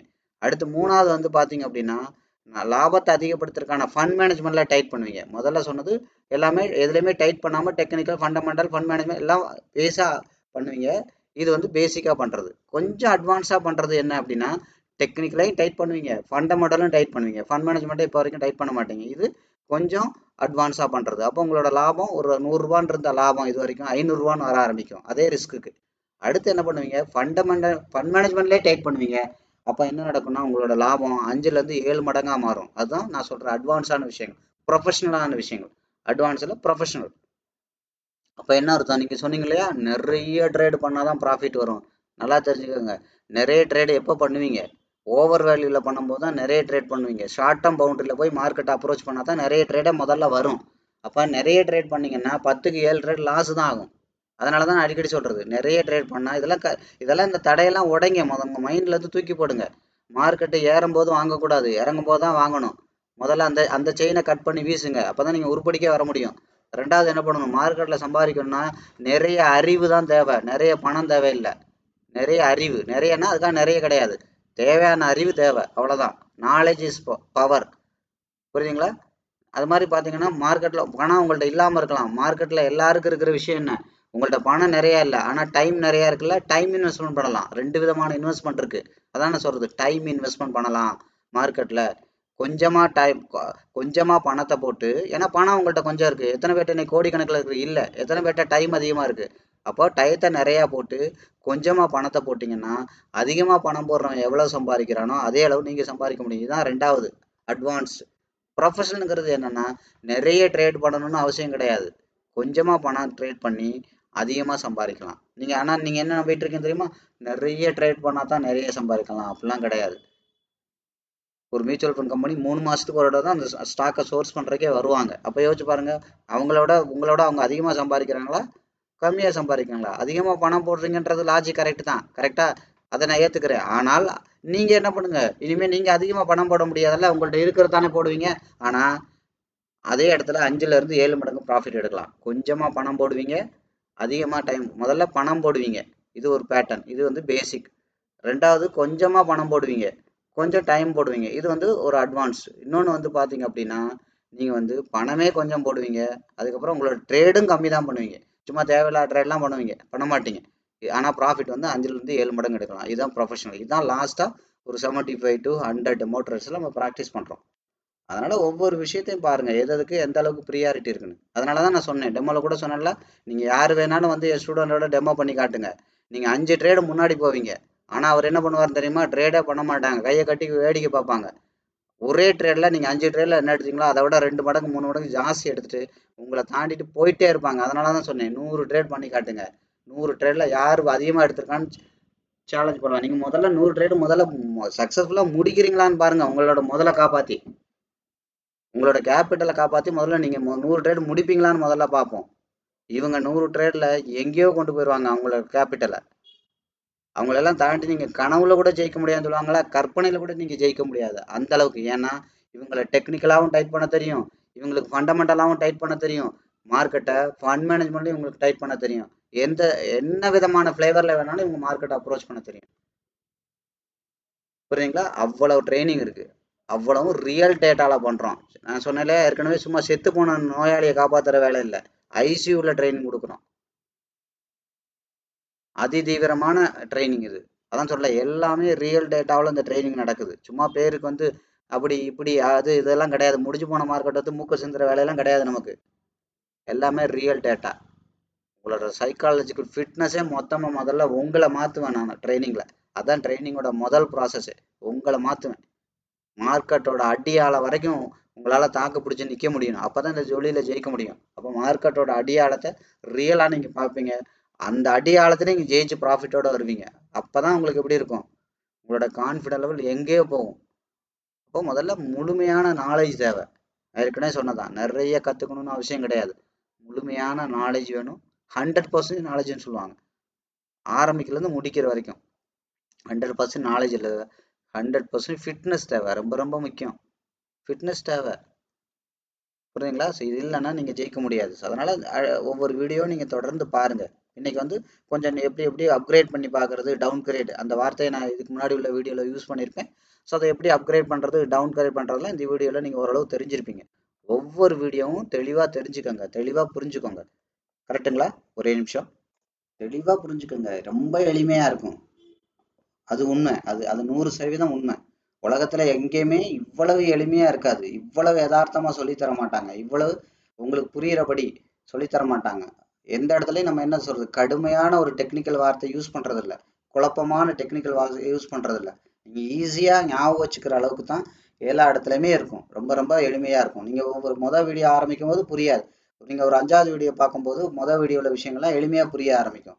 ஆனா 1வது வீடியோ முழுமையா பார்த்து அண்டர்ஸ்டாண்ட் பண்ணிக்காம அடுத்தடுத்த வீடியோக்கு வராதிங்க. தெளிவா பாருங்க, பொறுமையா பாருங்க. கத்துக்கிறதுக்கு டைம் எடுங்க, ஒன்றும் தப்பு கிடையாது. நாளைக்கே நீங்க கிளாஸுக்கு வரணும்லாம் அவசியம் இல்லை. நான் திரும்ப திரும்ப அதான் சொல்றேன், மார்க்கெட் அழிஞ்சு போகாது. இது வரைக்கும் நீங்க மார்க்கெட்ல இழந்தது போதும், நிம்மதியா இருங்க. உங்களுக்கு என்ன, நான் அடிக்கடி இதான் சொல்லுவேன், நிம்மதியா ஒரு வேலைக்கு போங்க, சந்தோஷமா குடும்பத்தோட இருங்க, நிம்மதியா தூங்கி ரெஸ்ட் எடுங்க. கரெக்டா? உங்களுக்கு வேஸ்டா போற டயத்துல டெய்லி வேலைக்கு போங்க. 12 மணி நேரம் கூட உங்களுக்கு இன்னைக்கு எது சோறு போடுதோ அந்த சோறு போடுற தொழிலுக்கு நேர்மையா இருங்க. உண்மையா வேலை பாருங்க, பார்த்துட்டு நிம்மதியா குடும்பம் குட்டியோட வந்து சந்தோஷமா இருந்துட்டு ஃப்ரீயா இருக்கிற டைம்ல டெய்லி ஒரு 1 ஹவரை முதலீடு பண்ணுங்க. உங்களுக்கு வேஸ்டா போற டைம் இருக்கு இல்லையா, அந்த ரீல்ஸ் நோண்டுறது, இந்த மாதிரி வேலை, ஃபோன் எடுத்து எவன்ட்டையாவது பேசி வெட்டி கதை பேசுறது, அரட்டை அடிக்கிறது, இந்த மாதிரி வேஸ்டா போற டைம் இருக்குல்ல, அதுல ஒரு மணி நேரத்தை உங்க எதிர்காலத்துக்குன்னு முதல்ல முதலீடு பண்ணுங்க. இந்த வீடியோஸ் எல்லாம் பொறுமையா பாருங்க, கொஞ்சம் கொஞ்சமா பாருங்க, கொஞ்சம் கொஞ்சமா பாருங்க. புரியுதா? உங்களுக்கு புரிஞ்ச வரைக்கும் பாருங்க.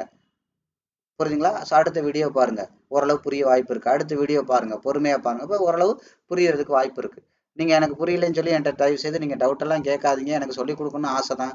நீங்க சும்மா எத்தனை மெசேஜ் போட்டாலும், என்ன பண்ணாலும், ஏது பண்ணாலும் அதுக்கெல்லாம் நான் தயவு செய்து பதில் சொல்ல முடியாது, எனக்கு நேரம் இல்லை. அது மாதிரி ரொம்ப வந்து என்ன சொல்றது, முகஸ்துதி பண்ற மாதிரி மெசேஜ் எல்லாம் எனக்கு பண்ணாதீங்க. நீங்க தான் கடவுள், நீங்க தான் இது, நீங்க தான் அது, அந்த மாதிரி ஆளை நான் நம்பவே மாட்டேன் வாழ்க்கையில. புரியுதுங்களா? எவன் ஒருத்தன் நம்மளை மூஞ்சிக்கு நேரம் புகழ்றானோ அவன் ரொம்ப ஆபத்தானவன். நீங்க நல்லா தெரிஞ்சுக்கோங்க. நம்மளை பத்தி புகழ்றவன் எங்க புகழணும்னு தெரியுமா? நான் இல்லாதப்ப என்னை பத்தி பாசிட்டிவா பேசுறான் பாத்தீங்களா, அவன் ஓகே. நான் இருக்கும்போதே என்னை வச்சுக்கிட்டு, நீங்க நிறைய அரசியல் மேடையெல்லாம் பாத்தீங்கன்னா தெரியும், பயங்கரமா புகழ்வானுங்க.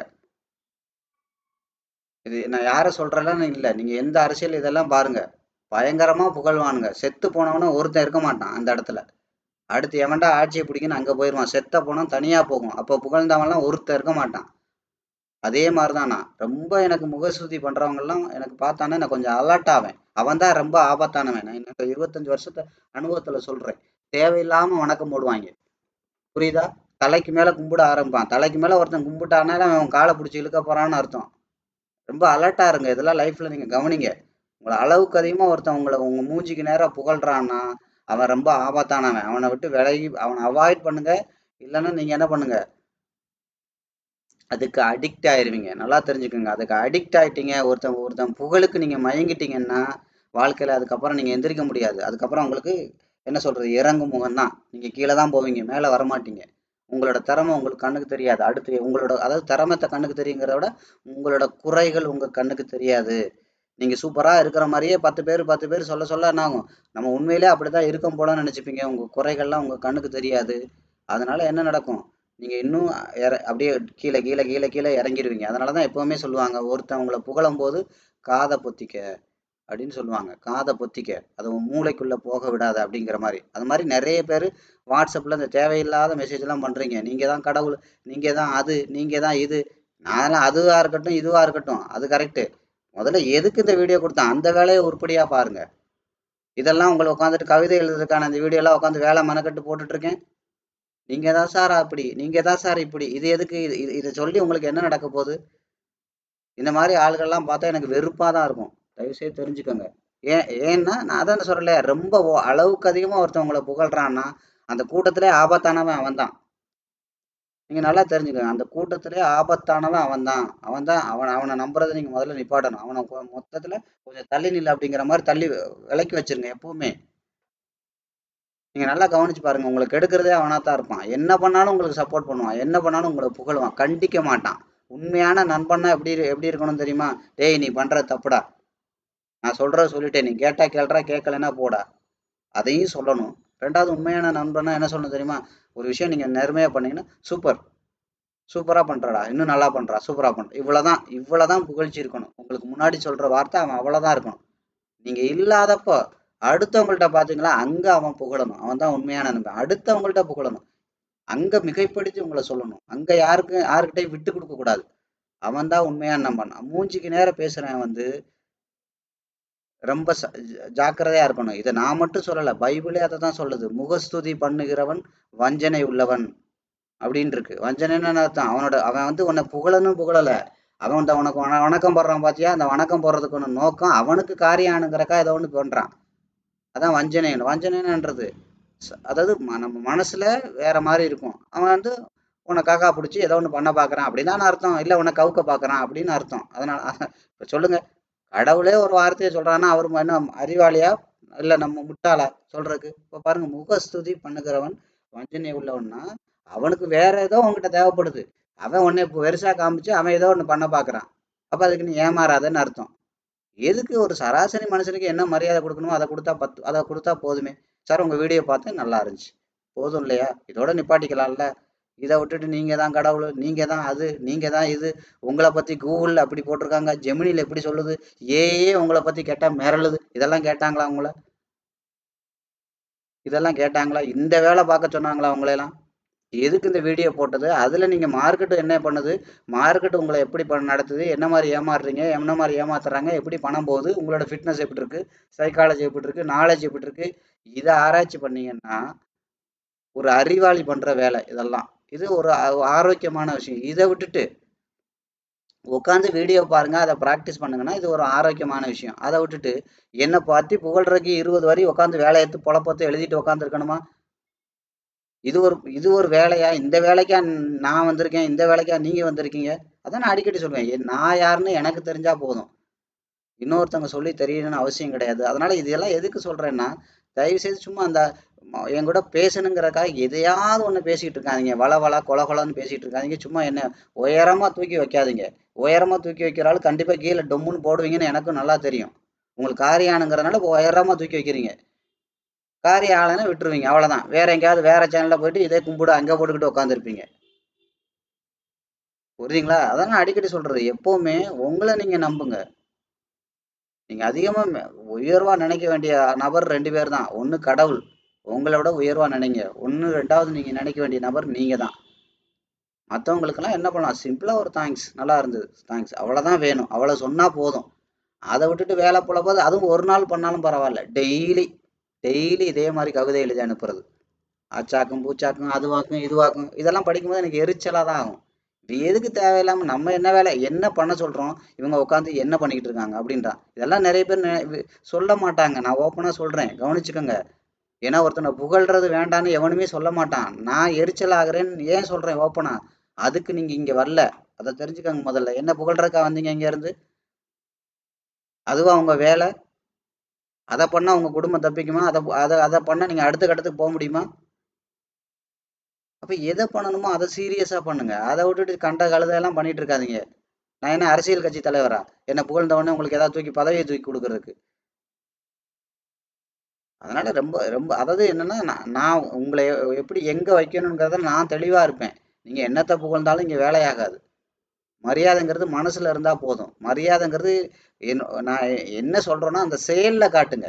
அது உங்களுக்கும் பயன்படும், எனக்கும் திருப்தி அளிக்கும். பரவாயில்ல, நம்ம இவ்வளவு கஷ்டப்பட்டா கூட காலையில எந்திரிச்சு ஒரு ஒரு மணி நேரம் அவங்களுக்காக ஸ்பெண்ட் பண்ணா கூட அவங்க இதெல்லாம் பயன்படுத்தி வாழ்க்கையில இதெல்லாம் தெரிஞ்சுக்கிட்டாங்கப்பா. அந்த அந்த இதுதான் வேணும். அதுதான் உண்மையான குரு பக்தி.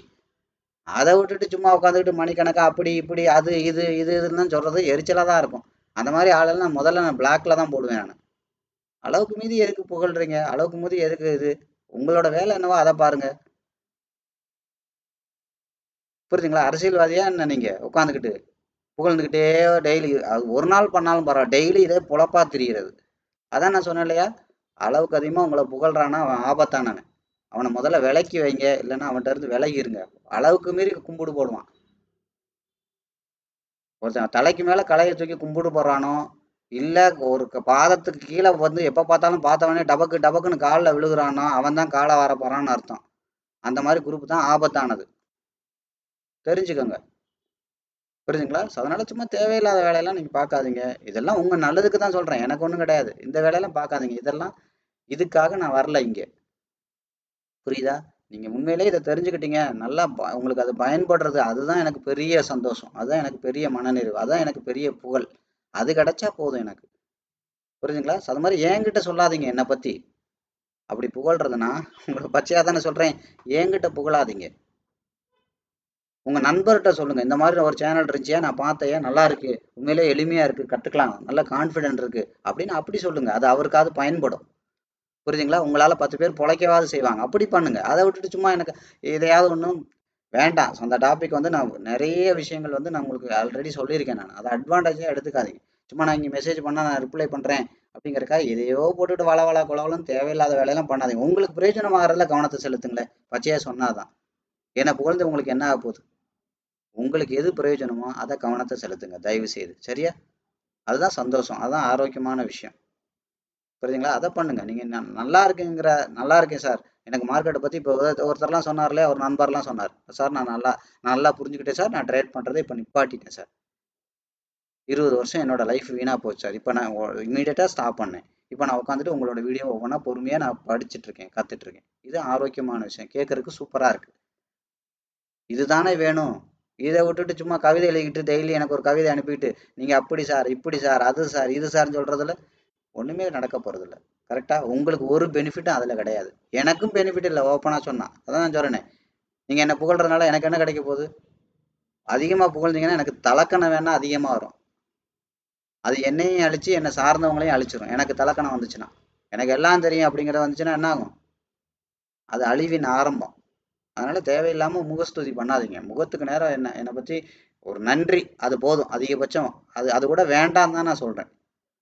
அவ்வளவுதான். நீங்க மெசேஜ் பண்ற மாதிரி இருந்தா அவ்வளவு பண்ணுங்க, யூஸ்ஃபுல்லா இருக்கு, நன்றி, அதோட நிப்பாட்டிக்கங்க. அதை விட்டுட்டு பக்கம் பக்கமாலாம் எழுதி அனுப்பாதீங்க. புரியுதுங்களா? சரி, ஓகே. அதனால இந்த வீடியோ எல்லாம் நீங்க ஒவ்வொரு வீடியோவும் தெளிவா பாருங்க. புரியுதுங்களா? ஸோ நீங்க பொறுமையா பாருங்க. மார்க்கெட்டை பத்தி தெரிஞ்சுக்கோங்க, எப்படியெல்லாம் உங்க பணம் இது வரைக்கும் போச்சு. உங்களுக்குலாம் நிறைய விடை தெரியாத கேள்விகள்லாம் இருக்கும் இல்லையா மார்க்கெட்ல, அதெல்லாம் தயவு செய்து தெரிஞ்சுக்கோங்க. புரிஞ்சு நிதானமா இருங்க, பீஸ்ஃபுல்லா இருங்க. நான் ஏற்கனவே சொன்னதான், உங்களுக்கு ஒரு ஒரு உருப்படியா ஒரு வேலைக்கு போங்க, குடும்பத்தோட நிம்மதியா இருங்க. சாட்டர்டே சண்டே எல்லாம் நல்லா ஒரு நான்வெஜ் எல்லாம் எடுத்து சாப்பிட்டு சந்தோஷமா இருங்க. உங்களுக்கு வேஸ்டா போற டயத்துல ஒரு 1 ஹவர் இதுல போடுங்க. டெய்லி வீடியோ பாருங்க, அண்டர்ஸ்டாண்ட் பண்ணுங்க, கத்துக்கங்க. அதுக்கப்புறம் என்ன பண்ணுங்க, என்னைக்காவது உங்களுக்கு அந்த கோர்ஸ் ஃபீ எல்லாம் நீங்கள் கொடுத்து மார்க்கெட்டில் வர்ற அளவுக்கு உங்களுக்கு அந்த இன்ட்ரெஸ்ட் எல்லாம் வருது இல்லை, அதுக்கான கால சூழ்நிலை அமையுதுன்னா அப்போ வந்து நீங்கள் பொறுமையாக கற்றுக்கங்க. ஏன்னா பொறுமையாக கற்றுக்கிட்டு மட்டும் பண்ண முடியாது, பயிற்சி எடுக்கணும். அது ரொம்ப ரொம்ப முக்கியம். ஸோ அப்போ நம்மளோட அந்த கம்யூனிட்டியில் வந்து நீங்கள் அதுக்கான பயிற்சியெல்லாம் எடுத்து கம்ப்ளீட்டாக அதில் குவாலிஃபைடு பர்சனாக மாறி அதுக்கப்புறம் நீங்கள் என்ன பண்ணுங்கள், சொந்தமாக வந்து உங்களோட அக்கௌண்ட்டை கொஞ்சமாக வச்சு ஆரம்பிங்க. அதுக்காக எடுத்த உடனே தட்டா முடான்னு 10 லட்சம் போடுறேன், 20 லட்சம் போடுறேன், 50 லட்சம் போடுறேன்னு பண்ணாதீங்க. கரெக்டா? நல்லது தான், உங்களால் ப்ராஃபிட் எடுக்க முடியும், உலகத்தில் இருக்கிற எந்த சாட்டை கொடுத்தாலும் பண்ண முடியும். இருந்தாலும் வேண்டாம், கொஞ்சமாக பண்ணுங்கள். 10,000 20,000 ஆக்குங்க, இன்னொரு 20,000 போடலாம். அப்போ 20 + 20 40,000. இது இப்போ 80,000 ஆக்குங்க, இன்னொரு 1 லட்சம் கொண்டு வாங்க. இப்போ கொண்டு வாங்க. அப்போ 1 + 1 2 லட்சம். அதை ஒரு 4 லட்சம் ஆக்குங்க. இப்போ இன்னொரு 4 லட்சம் 2 லட்சம் 4 லட்சம் கொண்டு வாங்க. இப்போ 8 லட்சம். இப்படி 10 லட்சத்தை லோட் பண்ணுங்க. புரியுதா? இதுதான் தொழில் பண்ணுறதுக்கான ஆரோக்கியமான விஷயம். அந்த ஃபிட்னஸும் உங்களுக்கு வளரணும், உங்களோட லாபமும் வளரும். அப்போ தான் நீங்கள் அதை காப்பாற்றுவீங்க. அப்போ தான் அந்த கடைசி வரைக்கும் ஆன் ட்ராக்ல இருப்பீங்க. அப்போ தான் அந்த தொழிலில் உள்ள அந்த டிகினிட்டி, அந்த பக்தி உங்களுக்கு இருக்கும். கடைசி வரைக்கும் தொழிலாக பார்ப்பீங்க. புரியுதுங்களா? அளவுக்கு அதிகமாக வர்ற வருமானமும் ஆபத்து. அது உங்களை அழிவில் தான் கொண்டு போய் சேர்க்கும். அதான் நான் இப்போ கொஞ்ச நேரத்துக்கு முன்னாடி சொன்னேன்னா, அளவுக்கு அதிகமாக வர்ற புகழ்ச்சி ஆபத்து. அந்த மாதிரி புகழோன்னா ஓரங்கட்டு, இல்லாட்டி எத்தி விரட்டி விடு அந்த பக்கம், அப்படிங்கிறது தான் அர்த்தம். அதே மாதிரி அளவுக்கு அதிகமாக வர்ற பணமும் ஆபத்து, மெச்சூரிட்டி இல்லாமல். இப்போ நான் என் பையன் இருக்கான், இப்போ 12th படிக்கிறான். அவனுக்கு போயிட்டு டெய்லி 10,000 ரூபா செலவு கொடுத்தா என்ன ஆகும்? என்ன ஆகும்? ஒன்று கஞ்சா வாங்கி அடிப்பான், இல்லாட்டி என்கிட்ட தண்ணி வாங்குவான், இல்லாட்டி பிள்ளைகளை கூட்டிட்டு சுற்றுவான். இதானே பண்ணுவான். அந்த அவன் எங்கே அதுக்காக போயிருக்கான்? படிப்புக்கு போயிருக்கான். 100 ரூபானாலும் 100 ரூபா கொடுத்தனா சாயங்காலம் வந்து என்கிட்ட வந்து கணக்கு சொல்லு தம்பி, என்ன பண்ணேன்னு சொல்லு. இவ்வளவுதான் கொடுக்கணும். அதுக்காக என்கிட்ட இருக்கு அப்படிங்கிறதுனால கொடுத்தா என்ன ஆகும்? ஆபத்து. புரியுதா? அளவுக்கு அதிகமான பணமும் ஆபத்து. அப்போ என்னன்னு, அந்த பணத்தை சம்பாதிக்கிறது பெருசு இல்லை, அதை காப்பாத்துறதுக்கான அந்த மெச்சூரிட்டி உங்கள்கிட்ட இருக்கணும். அதனால தான் சொல்றேன், உங்கள்கிட்ட எவ்வளவு பணம் இருந்தாலும் நல்லா கத்துக்குருவீங்க, உங்களால 100% ப்ராஃபிட் எடுக்க முடியும். ஆனாலும் படிப்படியா அந்த மெச்சூரிட்டியை வளர்த்துக்கங்க.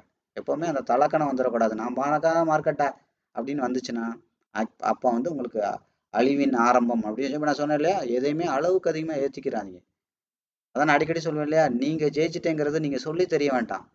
நீங்க ஒரு அந்த அந்த அந்த கட் அந்த அந்த சூழ்நிலை வரும்போது பாக்குறவங்களுக்கே தெரியும். நீங்க தம்பட்ட அடிக்காதீங்க. உன் வாய் அல்ல, பிறனுடைய வாயே உன்னை புகழட்டும்னு இருக்கு பைபிள்ல. நீங்க சொல்லிக்கிட்டு தம்பட்ட அடிச்சுக்கிட்டு இருக்க கூடாது. நான் பாத்தியா, நான் பாத்தியா, நான் பாத்தியா, நான் யார் தெரியுமா நீங்க சொல்லக்கூடாது, அடுத்தவங்க சொல்லட்டும். அதே மாதிரி முகஸ்துதி பண்றவன்ட்ட ஜாக்கிரதையா இருங்க. உங்களை வச்சுக்கிட்டே புகழ்றான் பாத்தீங்களா, அவன் பயங்கர ஆபத்தானவன்.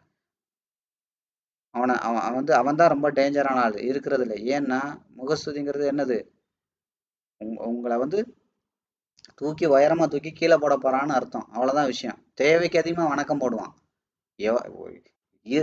இருக்கேன்னு தெரிஞ்சா போதில்ல, அதுல என்ன தேவைக்கு அதிகமா வணக்கம் போடுறது?